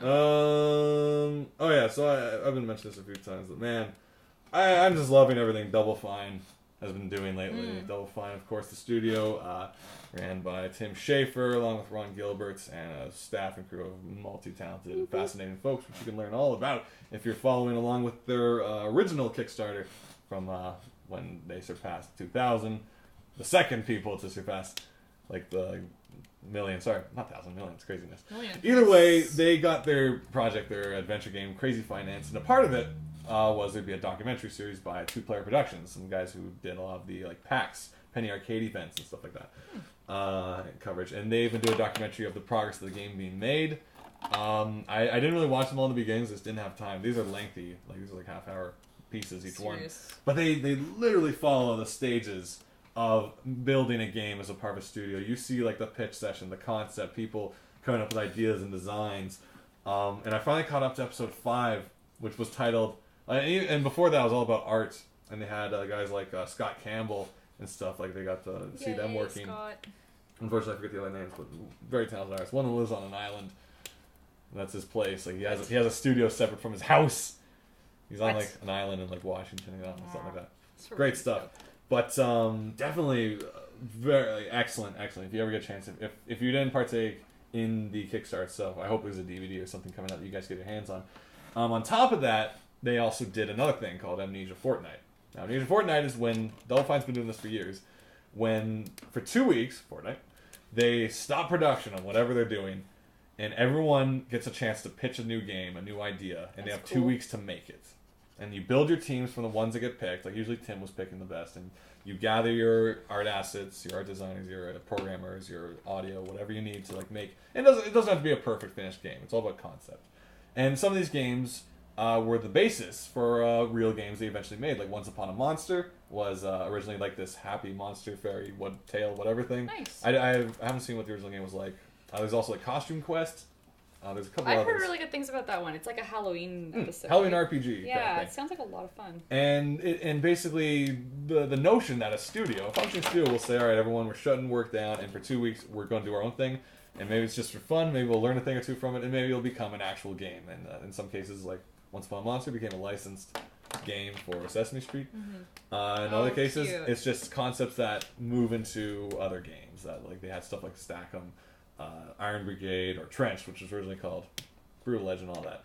This year they did a little differently, where they integrated it with the Humble Indie Bundle, where if you participated, you got to vote for your favorite ideas. And there was like 20 or so concepts, stuff from like a golf game where you can drive around the carts and interfere with other players and stuff, which I really wanted because I've always wanted that game. Yeah, I bet. There's one that was called Hack and Slash, where it's basically like Zelda, but you get to learn game programming through it and hack the game as your weapons. Nice. So it's like if stuff is happening too fast, you can learn how to slow the clock down through programming. These are now moving into the ones that actually got picked. There's a whole bunch of ideas with like blobs and puzzles, and some people had just ideas on paper, other people had prototypes. And they documented that whole process too, 2-player productions. So we got to see each of these teams now, these 5 teams working on the games, how their process is going. And these are like small little, 7, 8, 9 size groups trying to make a game in 2 weeks. Oof.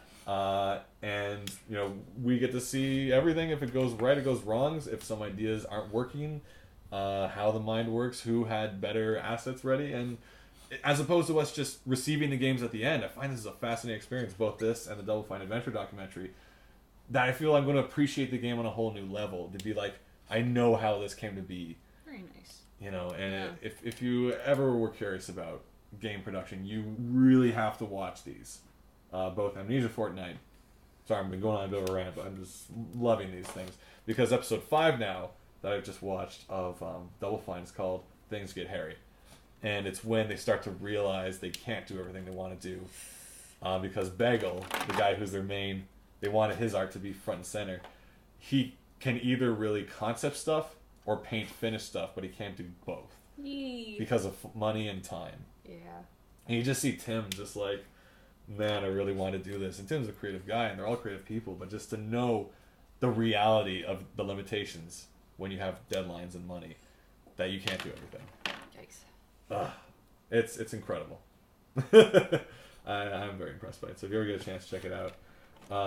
Rachel Paulson saying, sounds like a 2-week TO jam. Yes, there's a lot of video game jams. I think my favorite one is the Molly Jam. Peter Molyneux. If you don't know him, Peter Molyneux he's still doing games, but he doesn't work for Microsoft anymore. But he was one of those kind of like high concept game company runner guys where he's like, he did stuff like Fables, Black and White, nice. Bunch of others, and he would say like, you can plant a tree in Fables as a child and it will grow all the years and you will see it later and you can rest under it and eat an apple will have a wish in it. Like he'll say all these crazy ass really cute high concept things. He had the whole Milo thing, which was this creepy British child in the Connect. We were like, hello Milo. He's like, hello Claire, how you doing today? I heard you had a sore back. He's like, oh, it's good now, Milo. Here, catch this ball. Oh, thanks, Claire. Oh, it's not edible. Ha ha ha. And he learns and stuff like that. That never really happened, but they used the software. So Peter Molyneux is pretty much a high concept game guy. Yeah.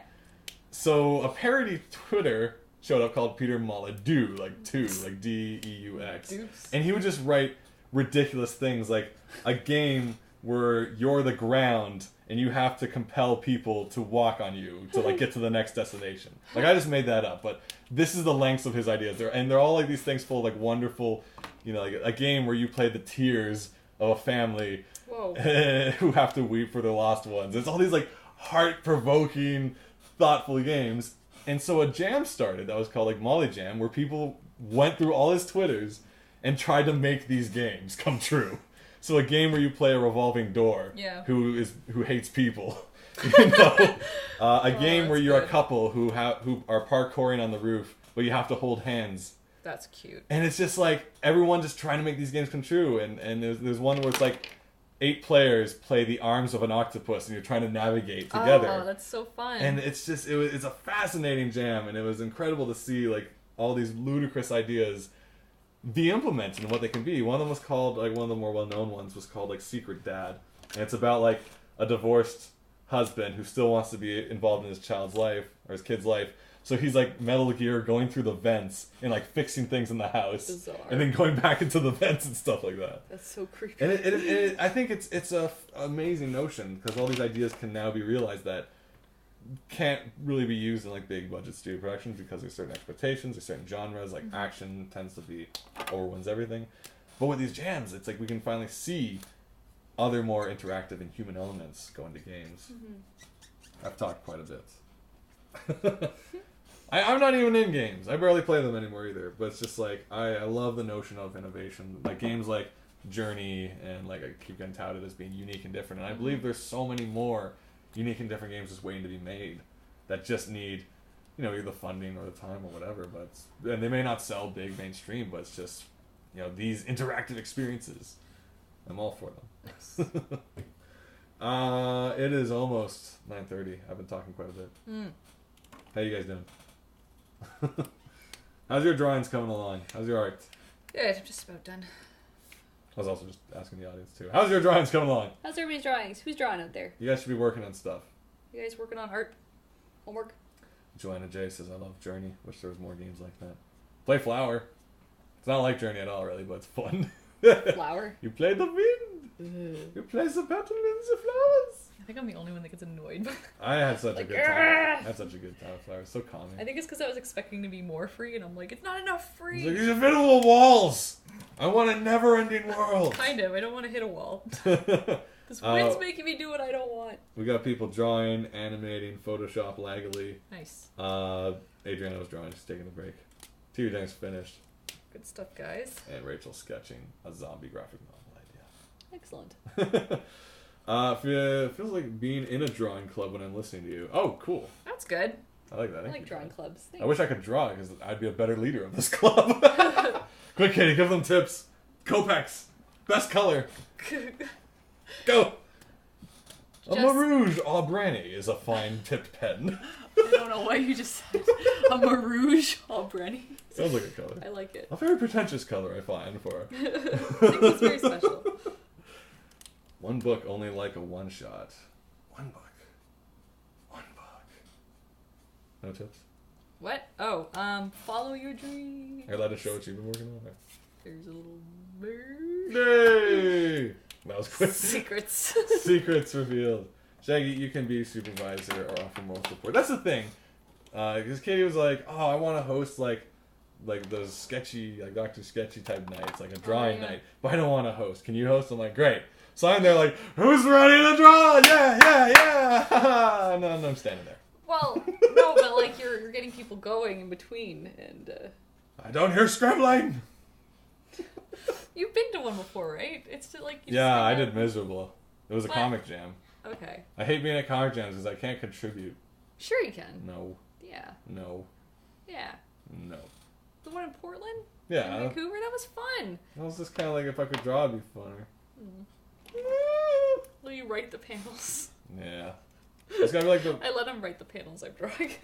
That's the thing. It's almost like, in a comic jam with writers, would you rather the writer adds the narrative to the picture, or the picture's done first, or the writing's done first, and the narrative has to match it?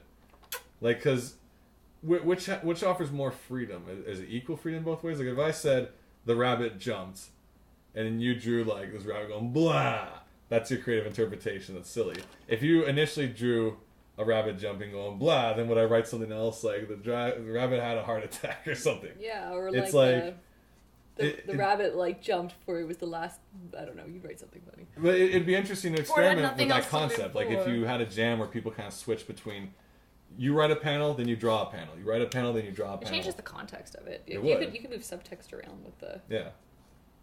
Because then it's like, as opposed to one panel leading to the next panel, the change is, the broken telephone changes between two people. It'd be between four people like each time, because someone wrote something, then someone interpreted it with drawing. And then the next person interpreted the results with a different drawing, and the other person reinterpreted that result with their writing. And it's like ding, ding, ding, ding, and it's like it's going to end like two panels will be the result of like four decisions, and the whole comic would that'd be insanity. Why do graphic novels have to take so long? Asked TV Dinner. Because drawing is time consuming. Because you're being a perfectionist. Work's never finished. It's just what is take it to the printers. It's abandoned. No, there's I'd say it's never finished. It's abandoned, or just like published. You're like, okay, next one I'll learn. Yeah, well, that's a valid thing because you can always like tinker with one thing. I think that's the thing. Just learning to be like, this is good enough. I'm gonna move on. You have to learn to let go is one of the big things, because like sometimes you'll just hit that thing where you find the story's perfect or the art's perfect. Like, yes, I'm really happy with this. But other times it's just like, I could stay on this one thing forever, or take whatever I can from it and apply it next time. Yeah. Especially if you got deadlines, you just kind of got to do that. Yeah. But if it's for yourself, like how long? Because it comes to a point, like if you're working on something for so long, you might eventually start doubting the whole thing again and being like, oh, this doesn't look good anymore. And it's like you could have had the opportunity to release it and get feedback. Yep. Like I have pages of old writing and jokes that never got released, and now I'm like, this is immature and dumb. But at the time, it could have been something that helped you grow. Maybe. But now I'm like never going to release it because like this is stupid. Yeah. Unless I make a book of like Shaggy's worst jokes. Didn't we talk about that on that Probably. The Guys with Pencils episode where it was like, if we did like an Indiegogo again or something, it's like the $1 phrases you send them like a terrible idea. Oh yeah. Oh, I remember that. Yeah, we were thinking if we did another Indiegogo and you submitted $1, I'll send you one bad idea.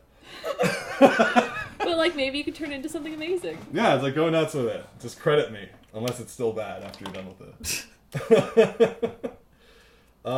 Did you ever end up with sending out those bad joke slips with the Silly Kingdom orders? I think that's what we're talking about. Yeah. I'm amazed. I didn't even remember that. Rachel did. Wow. Nice. No, that wasn't actually a part of the perk system, so we never we did. Were kidding around. We humored the notion, but I'm thinking that would be cool if we do another one. That'd be so awful because there'd be no context. I remember that's half the fun if you get like little fortune cookie slips and it's like, this is awful. The worst is I don't delete them though. I make a separate doc that's called unfunny.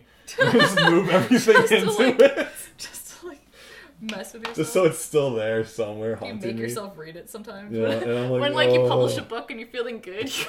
I need to come down a level. Read it. I'm like, oh, this is what I'm capable of. All I have to go is go back into my DeviantArt archives because I don't delete anything. Yeah. I'm like, I'm learning from it. Painful learning. Yeah. But yeah, that's just it. Feedback. I was talking about, I threw it on my Facebook quickly, because this week I said, this is writing week. I've fallen behind in some writing. I got to stop editing, stop doing audio. Yeah. Just writing. And then I was like, you know what? I realized I don't really hang out with many writers, many active writers. Oh, you should go be friends with Ryan. I don't have conversations with writers. I don't talk about writing with anyone. I keep everything in a little pocket of hidden darkness. And so I just threw it on my Facebook being like, you know what, guys, I'm thinking of doing like a bi-weekly writers meetup. Maybe we'll call it Write Club. But just like something that's like, let's get together, let's talk about like what we're working on, get some feedback. That's what comic jams are for. Yeah, and because I don't have a writing jam. Like I'm not saying it doesn't exist, I just haven't pursued one, I looked for one, but at the same time I definitely would rather it be in people I know to a certain degree. Mm-hmm. And I'm just like, you know what, I wouldn't mind if next year I just like randomly, like every other week, hosted at like maybe a different pub or bar, and then just be like, let's just do this. Like if you guys have something you want to like try on us, you want to test a pitch, throw it our way. We're all friends noisy here. Bar. She said. No, but it's always better in a noisy bar because Harry and his friends went to that quiet bar because they thought, oh, it'll be more secret. But then people got to listen in on them way easier. Yeah, so the noisy bar is better. Yeah. Stupid Harry and his Dumbledore's defenders, like dumbasses of Dumbledore. Who betrayed them? No, I thought some guy was there, like Strider, and he's like, exactly you speak too loud. You know. And I can remain unseen if I choose, or disappear entirely. It's a gift. You must take the ring to Bowen. But yeah, it'd be. I think it'd be kind of interesting, especially for me, just because I don't have that kind of community side of writing. It tends to be a very solo, which it kind of is. Like, you're not like talking to someone while you're writing. It's like you gotta focus. But even when I'm not focused on writing, I don't talk about writing at all. Except for here with you guys. I use the word denouement all the damn time. I don't even know what it means. I don't either. Let's throw it out there to sound smart. Uh-huh. But yeah, definitely. So I don't know. Well, we'll see if I make it private or public. It'll be in the Toronto area. Maybe you guys can start your own club. I don't know. You haven't even started it yet. You're like, start your own club. No, I'm just saying, like, I don't want to get anyone's hopes up being like, it's going to be fun, there's ball pits. Like, no, it's going to be probably like three of us in the corner of a coffee shop being like, oh, what do you think of this? Oh, it's too stupid, never mind. What do you think of... forget. And I'm like, oh no, I brought my unfunny book. No! Why did I open up the funny book? Why did I bring the wrong book? You sabotage yourself by putting it... It's the same. It looks exactly the same as your good ideas book. Rachel's saying, what's the average page count of comics you guys publish? 40? 16. What? Us? How long's? You mean books or in general? Oh. Like Sicily Kingdom was a 28-page story. That's about the longest we've done. 28? Yeah, ish. Yeah. Usually they're 14. I like anthologies.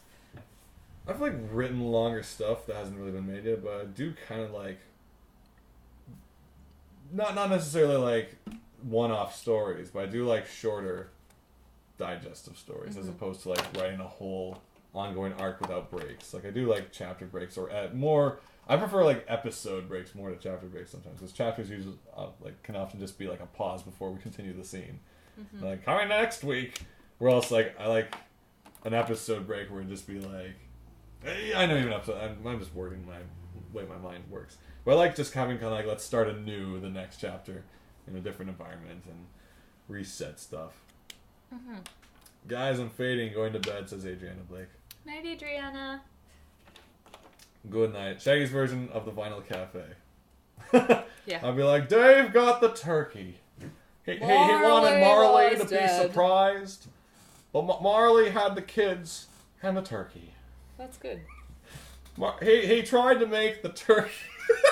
That's like the only Vinyl Cafe I know. He wanted it to be special. For the family. And for himself. If you guys have no idea what we're talking about, check out Vinyl Cafe.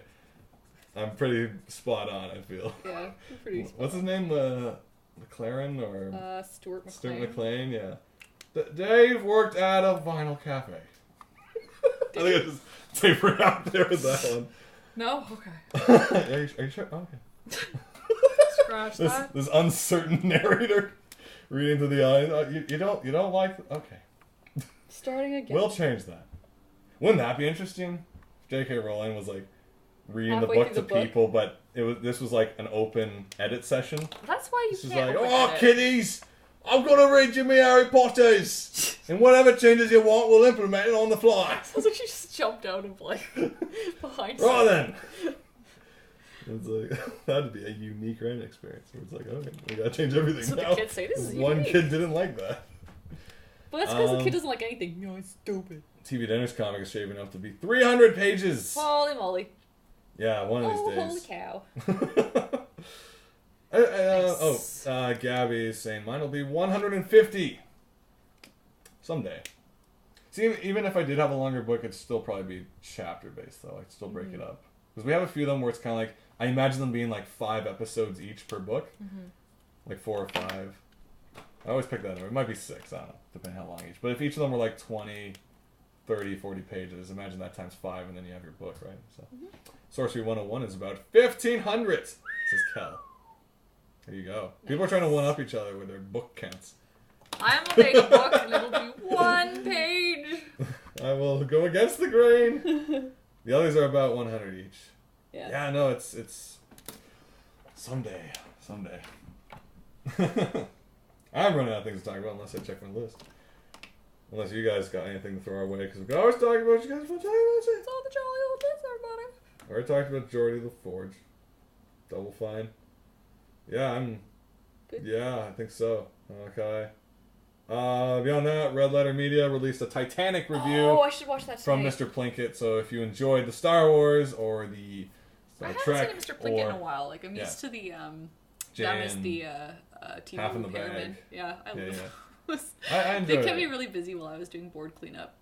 It kept my brain occupied. I still haven't watched the one for what was that? Prometheus or James Bond. They have two of them. There's one Prometheus where all he does is ask questions like, why did that happen? Yeah. And then why did this happen? He's getting really frustrated. I gotta definitely catch up on some movies before. That's a shame. Prometheus is funny because it's kind of like, I feel like it's like James Bond because there's a lot of I had a lot of fun at Skyfall, but there's a lot of like really good writers I follow on Twitter who were like, that was shit. And I was like, oh, okay. Wow. But I had like a lot of fun with it. It's kind of like Prometheus. It was like, it had its flaws. I had a lot of fun with it, but Prometheus was fun? I heard it was like mind-bending. I just really liked the robot. Oh, David? Everybody else, there was something someone described which I thought was accurate, where it was like, it feels like none of the characters like each other, and I do get that, where I'm like, are these two a couple? Like, I don't like anybody. And then when the robot goes evil, I'm like, yes! Couple. So I think I appreciated like the aesthetic of it. I appreciated there's some really beautiful shots, and I just really like Fassbender as a robot. Yes. But I enjoyed myself, and that's kind of when I come out of a movie and I enjoyed myself, like I don't get too caught up in what certain things. Kind of like Avatar. You hated the James Cameron Avatar. I had a lot of fun. No. I was just in the right mood. I just felt it was exactly the same as everything. I was in the mood for some floating islands. First he wants to get his legs, so he joins the army guys. Then he joins the Na'vi people and realizes they're better. But then the Na'vi people think he's with the army guys, so they don't like him. But he already said he doesn't like the army guys. So then he brings his own blue people, and then they win the army, and then they like him again. Like it's always that. Like, you're the writer and I'm the artist. I just so watched like the visual. Mean Girls recently. It's the same plot. Mean Girls is fun. Mean Girls is basically the same plot of like, and then she's doing this, and they don't like her, but then they find out this, and so they don't like her, but then she does this, and then they like each other again. And then it's all like, good. All right. Yeah. Like sometimes I just want like the other side not to realize, and then they just pretend to be nice, and then they really become, because it's always this: pretend to be nice, really become nice, but that's when they realize they were pretending, so they're mad.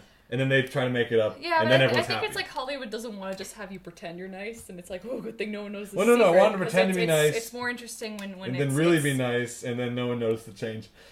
Yeah, but I think it's more interesting that it's like you're caught in the lie, and it's like, how do you... But they're always caught in the lie when they care, and that's like what they try to get us with. Well, that's when they try and fight back, because it's like, if you didn't care, the movie would just be over. Yeah, but it's but because you care about these people now, it's like the stakes are... That's what I'm going to call us for now, is the caught in the lie genre, which Avatar is... I think even like Ferngully was caught in the lie too, because it was all like, oh yeah, we're not knocking things over, and then she's like, you're knocking things over. He's like, oh yeah, I guess we kind of are, but I care now. So it's all good. So let's, bygones, eh? Bygones. Tim Curry's the Smog. Like, what are you gonna do? What do you want from me? He's got a really good voice. Curry's the Smog. He sings a song. I don't know if that movie would hold up. I haven't seen it in a long time. I'm like, probably does it still look as good as I remember? It basically has it was very 80s, if I remember correctly. Which is weird because it was from the 90s. But it has friggin' like Robin Williams fresh off of Genie. Oh yeah. Doing like a bat. I saw that in the theaters and was like, oh, it was like nice design and stuff. I don't know, like the nature message was still. They got like an old Mother Tree Fairy too. Oh, did they? Quay. I was like, Quay. Not yeah. For whatever reason, I was rewatching some Pocahontas clips, and like, I just watched random. I watched You Got Mail recently. Like, for some reason, this keeps coming up. But like, I was rewatching like the song, was it the River Bend? Just around the river bend. And I find that there's something interesting with a bunch of the Pocahontas songs where like they're, I'm probably breaking up music wrong, but like their bridge and their whatever leads up to the bridge are all such very different pace. Chorus, I guess. I'm just thinking of Sexy Back. Take her to the chorus.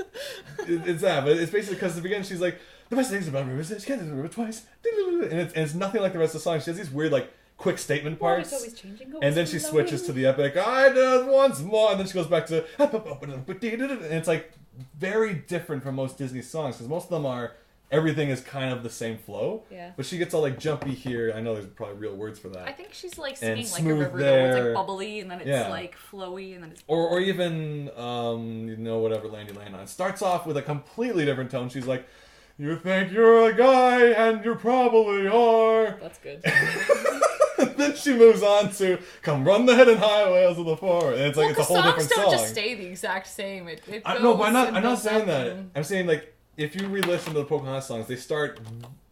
You can't even predict that they're going to turn out the way they were. 'Cause some songs you get a feel for how it's going to turn out. Okay. But it's like when a I note always is hit. fall back to "We Are Men." I'm like, did you know that "We Are Men" was going to come from? No, Let's but Get Down? it's not out of place. It's a part of this march. Yeah. But it's like she switched pacing from like this smooth singing to like this, as you said, like more bubbly, like it's like if all of a sudden she goes in the scat and she's like bibbidi bobbidi scoo bobbidi bobbidi bobbidi, and like John Smith is like, whoa, that's crazy.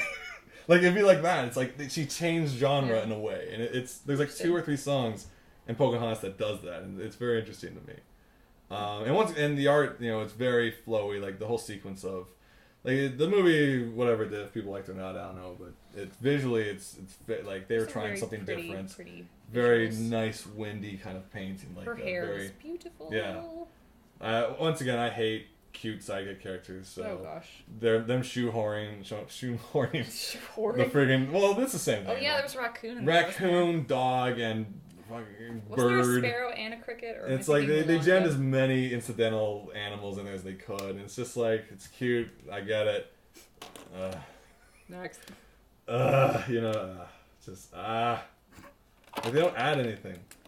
Well, I mean, they had to put one in Rapunzel because they were Yes. like, she's just talking to herself. Well, This whole that's the thing. It's the Dorothy philosophy I keep throwing on people. The science of Dorothy, where it's like Like, let me you need, down some Dorothy side. if you want a solo character, you need something that won't respond to them to talk back. So they're not monologuing to themselves or always in their head. That you being don't like, have some character go, "What's really? this?" Right? Yeah, I know. So it's gotta be like, "Isn't that right, Puggles?" And he's like, "Oh." And whether that meant yes or no, it does not matter. I wish Because I wish you meant yes, Puggles. Why do you hate everything? And so, you need that weird... And, I don't know. You could probably do some more interesting stuff with that, too. Like, say the character had, like, a hand mirror. And it was, like, not Gollum per se, but they always responded to themselves, like, from over the shoulder. Oh, yes. Being like, that's probably a good idea. It's like, all right, let's go this way. I agree. But if they said it like in a different voice, it'd be almost like a joke. It's like, yes, let's go that way. It's just like this whole other character. Like if you wrote it as a completely different character in the mirror, you're like, this person's insane. But it's like it'd be kind of interesting, Compelling. kind of like in a way like Wilson from Castaway. Oh Like, yeah, you're so sad for that volleyball. You're like, Wilson. but you'd have like it actually responding. Yeah, Wilson was Toto, I guess, if you think about it. Yeah, well, you need something to talk to. Yeah. Like, where are you looking at? So that it's not just silence all the time. Well, oh my god, that ending. Wilson! Wilson! I'm sorry, Wilson! I'm sorry. I'm like, only Tom Hanks and Michael Caine can make me cry. Over volleyball and a bunch of Muppets. That is acting. These guys, wow.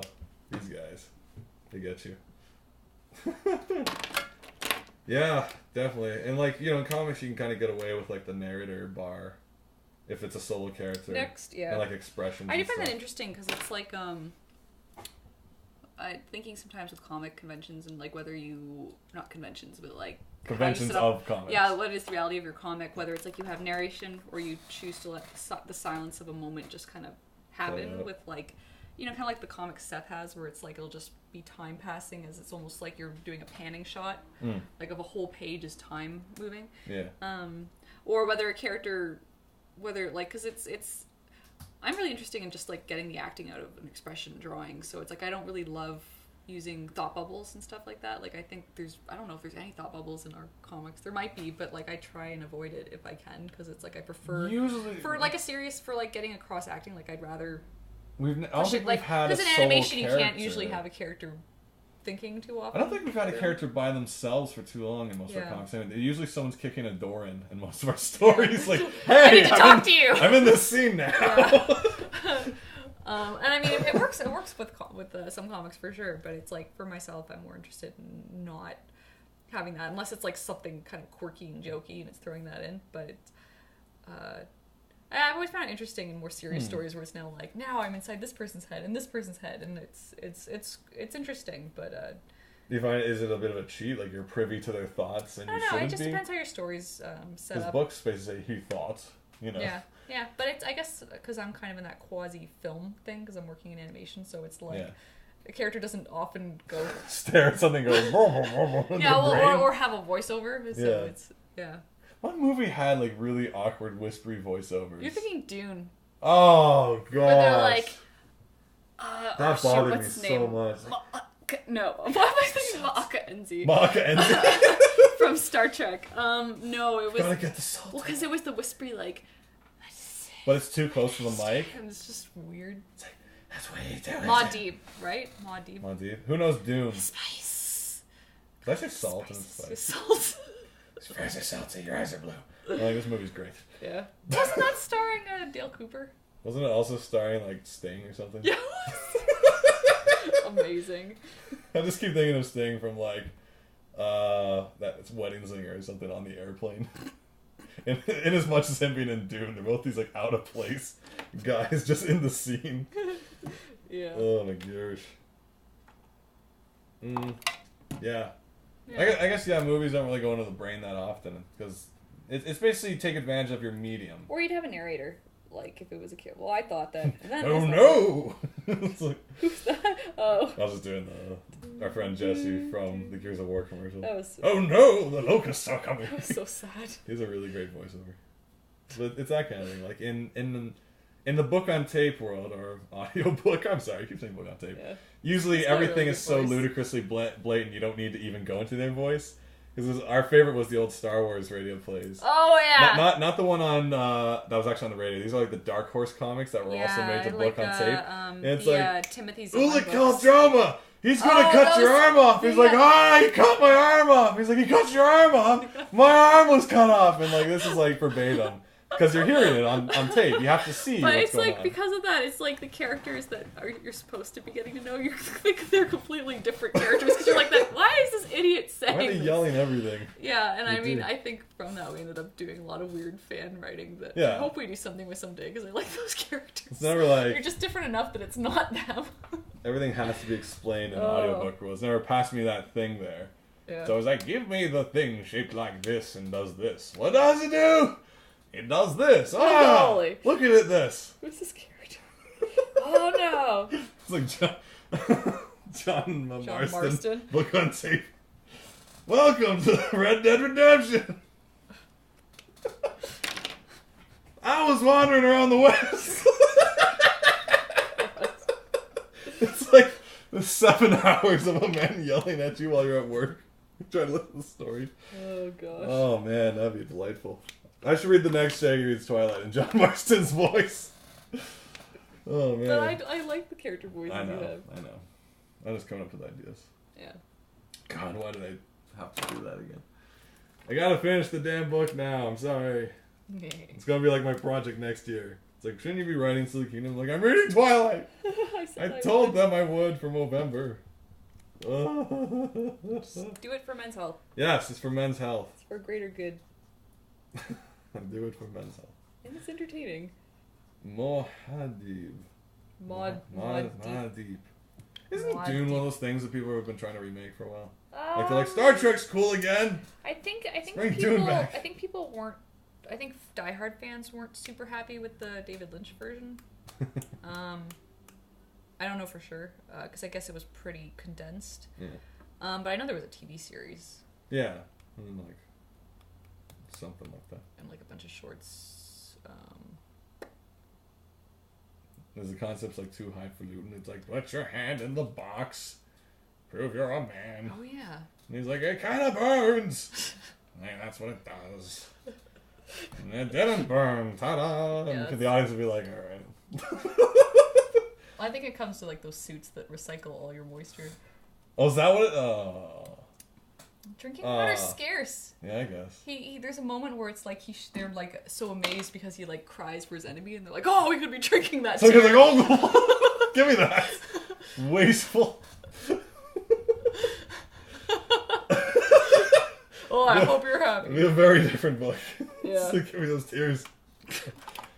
God. Like, you think licking the tears of your enemy is creepy. It's like I could have fed my family with your sadness. What does Edward sound like? Go listen and find out. Go free. Listen. It's all yeah, free. it's absolutely like me doing it now. Like what? It's context. saving your laziness. Me doing it now, but you can save Head your over wallets. to uberfriendship.com. Yes, that URL works. Go to uberfriendship.com. Check out the Shaggy Does Stuff section.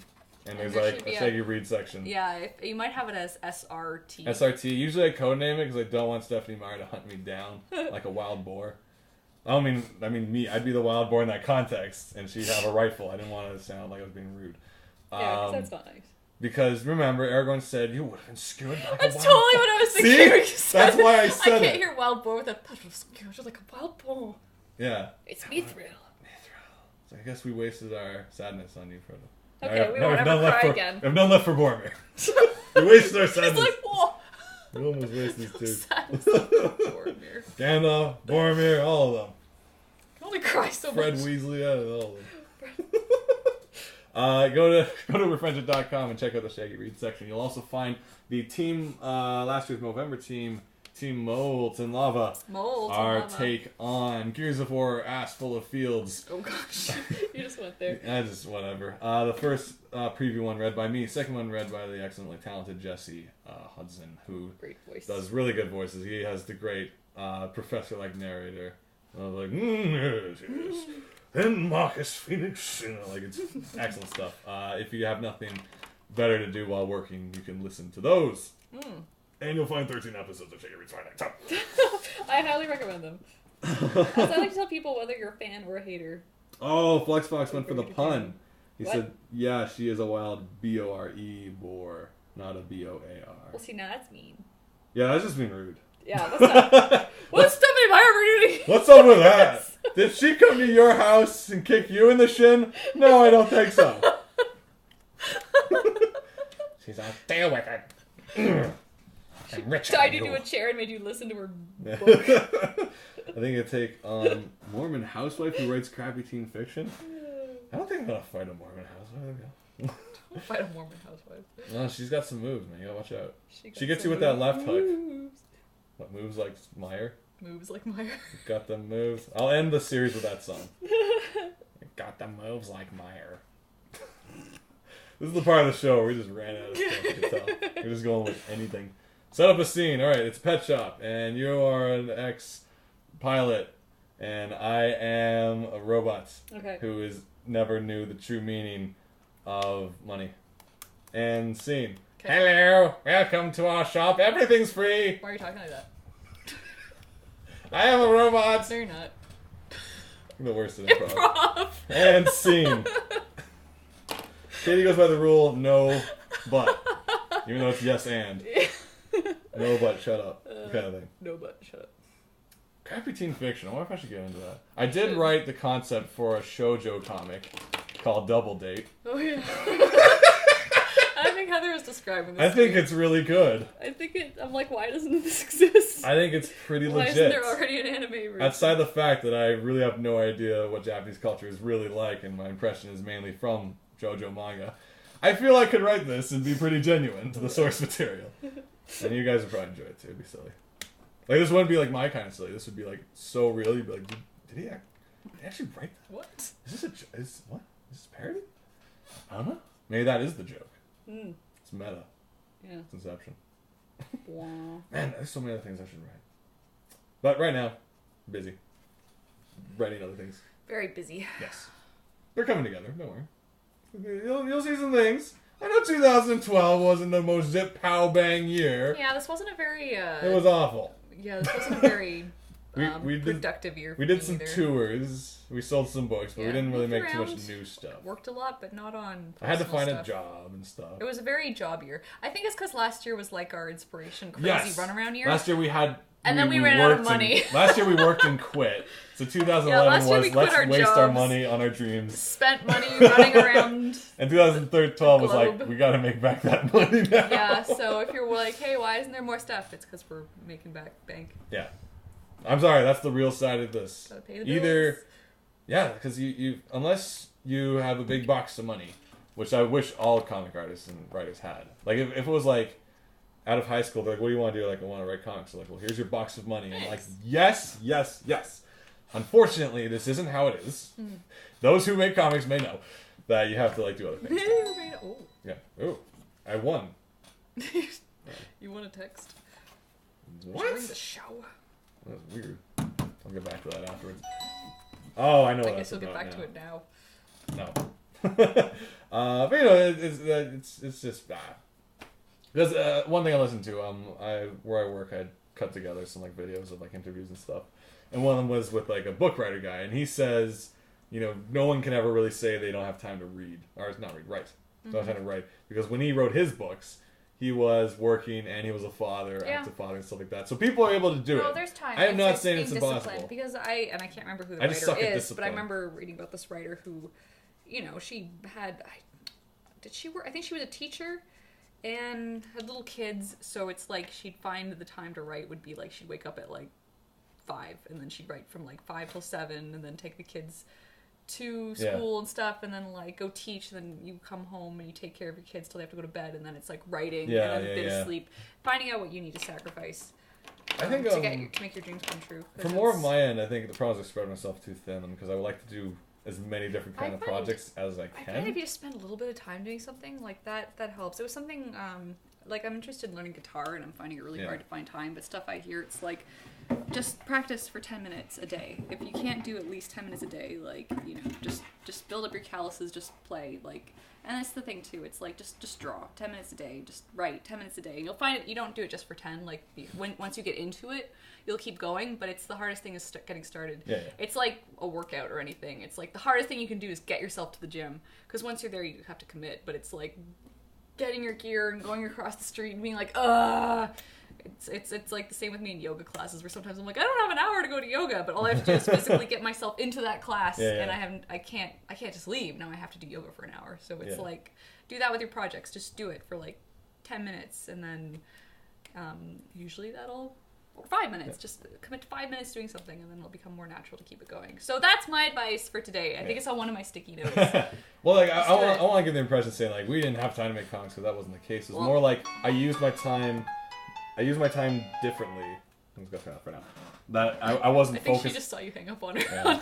I wasn't focused on comics this year, and as much as I was trying to get a whole bunch of other things done. So that basically took up my comic time. I was like, I wanted, like, the job was one thing, definitely. Like, I had to apply for a job, so all my free time was writing resumes and stuff like that. And then once I was working, it's like, now I want to get all these other things done. Yeah. So it was doing these video edits, doing these audio edits and stuff. And now it's kind of like I'm back to the comic mode, which means the audio and video has been replaced.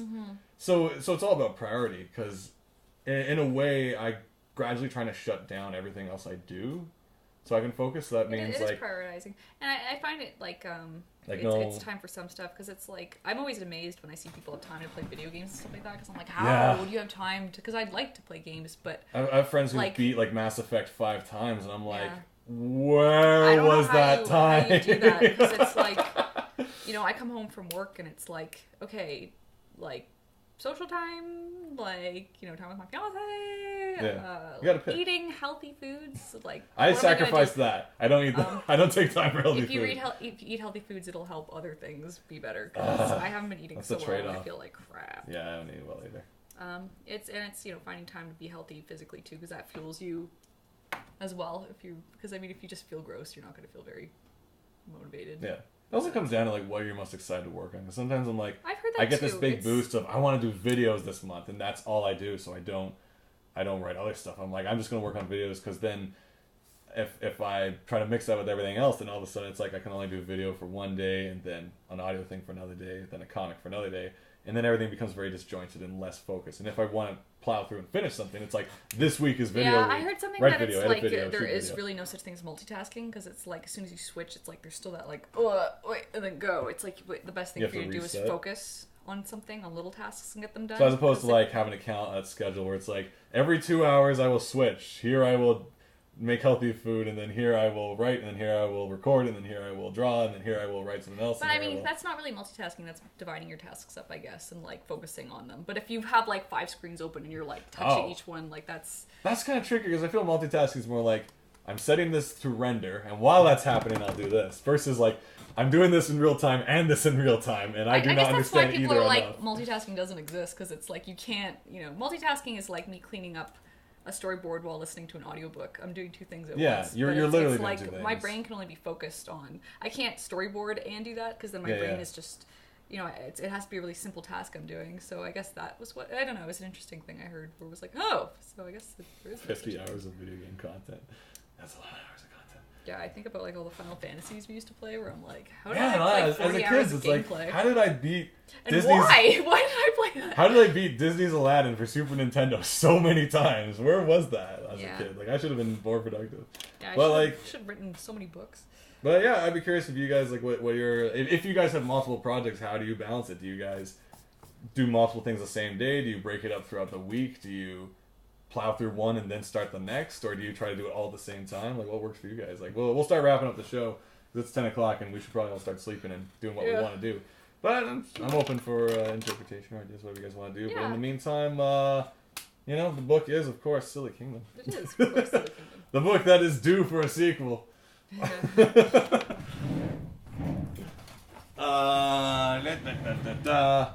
Silly Kingdom, which you can't go to sillykingdom.com right now, but you can go to sillykingdom-comic.blogspot.com. Was that right? Yeah. I finally got it burned into my memory. Or just search it on All Google. the times we apologized for it. We're sorry. Oh, Kel saying Monday is business day. Tuesday is penciling. That's Wednesday good. is inking. Ruse day is coloring. Ruse day? Who made that up? There is no Ruse day. What ruse is this? That was a ruse. Pun day. That tied in really well, actually. Nice. Into the book. Like a pun day. I was going to start like a Twitter thing, like Monday Pun Day. Where is this? You post Non-stop puns. I don't like my followers come back. I plow on one thing if I am really in the mood. Do you say he plows if on not, one thing? split my time. Yes. He plows on. How do you plow on one thing? No, you just like plow through it. He's like... Oh, I thought you were trying to say plan when you're reading plow. No, you said plow. Yes. Cool. Yeah, exactly. Yeah. See? There's different ways to do it. You know what? And what it comes down to is whatever works for you. Yeah. But I think for me, I'm basically starting to shut down all other things and just focusing on writing. Yeah. I mean, there's stuff I don't have, like... Yeah, there's certain things I just don't really have time for. And it's like... Actually, now I find it's like I've spent more time relaxing just because it's like I'm a little bit worn out. And I'm finding like, oh man, like, yeah, that time does... When you watch TV, like, you lose a lot of time because it's like, where did those 3 hours go? You also gain like inspiration and stuff from it too. So like, I don't want to like discredit anything. Like, it's great to play. Experience other examples of what you want to do. You can't just keep outputting. You're gonna just burn out. You need to like, you need to input stuff. But yeah, it's like, when I'm in busy mode and I don't have time for anything else, it's like you get a lot done. But it's like sometimes it's like, wow, it's been like 4 hours and I've just been like on this couch. Like, what? I've done so many things, but you need that time. You do. Because I mean, otherwise you're just gonna crash. Crash and burn. This week will be interesting. I got some stuff done. Yeah. Ding. Yeah, cool. Some script things. Yeah. Which you guys will find out about Thank later. Goodness, we will be very excited to talk about that coming. shortly. Quickly, Rachel says, "Hey Katie, do you have a sketch blog? I started one recently, and it's really fun." I do. ktshy.blogspot.com. You can also follow me on Tumblr. Yes, at Katie Shan. Yep. You can follow me at Shaggy Shan. Same for Twitter, Shaggy Shan. Find out. Twitter is just my musings. Tumblr is anything interesting and weird I find and want to share with you guys often. Animation samples or weird imageries. You post a lot of funny stuff. Yeah, like I find stuff I also just repost. Sometimes I just repost a lot. I'm like, ding.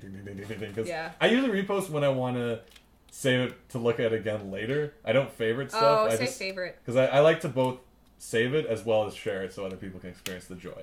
Yeah. Once in a while I make a decent post. I'm like, yeah, 3 people reposted it. Sweet. I've inspired a nation. Rachel Paulson says I follow you both. When Tumblr's back up? It's down? Dang it. No, my evening's ruined. I mean, I am writing tonight. Yeah. Friggin' Tumblr. Tumblr does become a time sink. It's bad.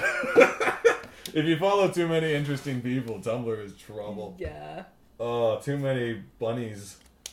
Too many cute animals. The kitty was in the coffee mug and I couldn't focus. No. He's just curled up and... There's trouble. What isn't trouble, though, is buying this book. In fact, it's the opposite of trouble. It's no Pop-O-Matic Bubble. This is Silly Kingdom. It's the book you want. We've got, 17 copies left, you say, or something? No, 9. What? 9? Yeah, 9 copies of the original... What? It's got an edge. You'll never see this again, because we're printing this as cheap as we can next time. You're going to get it in a newspaper. Yeah. And actually, someone pointed out earlier, because we were talking about making back money. No, we did not lose money on Silly Kingdom. No, we just didn't make...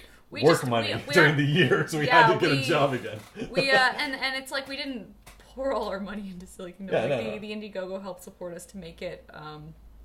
It's just we took a year off from work, so it was when the tax season shows up and they're like, "Hey, you live in a house and stuff." You're in between when you're in between contracts and stuff, you can still float for like a couple months, but then if you spend a couple months bouncing around the country and not looking for other work, you're like, "Oops." So this year's been kind of like, let's make some money back so we can throw it all into the next thing. Yeah. That's where it's going, guys. Yeah. Silly Kingdom. Search for it on Google. A lot easier, honestly. Not the band. Well, no, you can enjoy the music. No, but we're not the band. No. But check them out. Yeah. I haven't listened to them yet, but maybe they're great. Yeah, they could be awesome. Maybe play it while reading it. Maybe it works. Tell them that. Tell them we sent you. Apparently the insight's been down all day. Oh my gosh, do you realize how productive people have been if Tumblr was down today? Oh jeez. Unless their job is Tumblr. Oh, that would suck. And then it's ironic to the rest of us. And that is very ironic. Yeah. It's trouble. Tumblr's back on mine. Said, well, Sean's lucky. Tumblr's back on. He gets all the kitties. The kitties. And the friggin' IKEA monkey, which has been sweeping the nation. Our home celebrity. That's our monkey. The IKEA monkey. Toronto has an ounce of pride in the world now. They're like, yeah, that was our monkey. You heard of us and our monkey in a jacket. Our IKEA monkey wearing a jacket. That was a weird story. That was weird. Hope you guys enjoyed. This has been a 2-hour show. Oh, yeah. I'm losing my voice. It's pretty hot up here. Yeah, we're going to go downstairs, fall on the couch for a bit, and then go back home. Hope you guys enjoyed. We're on every Wednesday around 8 o'clock. Keep tracks on the Facebook page to know what's coming up next. We'll see you guys dressed up as a prince and princess playing Shanahanigans theme. That would be cute. That'd be weird. So I'll have a prince costume. Could be animated, maybe. Mm-hmm. I wouldn't do the voice, though, because there was a better voice out there. If you didn't know, just quickly... Silly Kingdom was originally a radio play I did way back in 2005. You can check it out. It's on my YouTube channel in the radio section. You can listen to it. And you can hear how it originally came to be. Some fantastic voice actors, especially Michelle Ann Dunphy, very cute, who actually moved on to do voices for Persona and stuff. She took voice acting seriously after our days of messing around on internet shenanigans. So check it out. Hear it. Slightly different, equally as silly. And, I guess we'll see you guys next week. Anything you want to show? Picture? I'll keep tweaking this, but Merry Christmas! Sweet! We'll keep you guys posted how next week's episode's going to be, if it's going to be Katie at a party, or me alone. Party of one. Party of me! Until then, good night, keep creative, and watch Doom. Yeah, or something.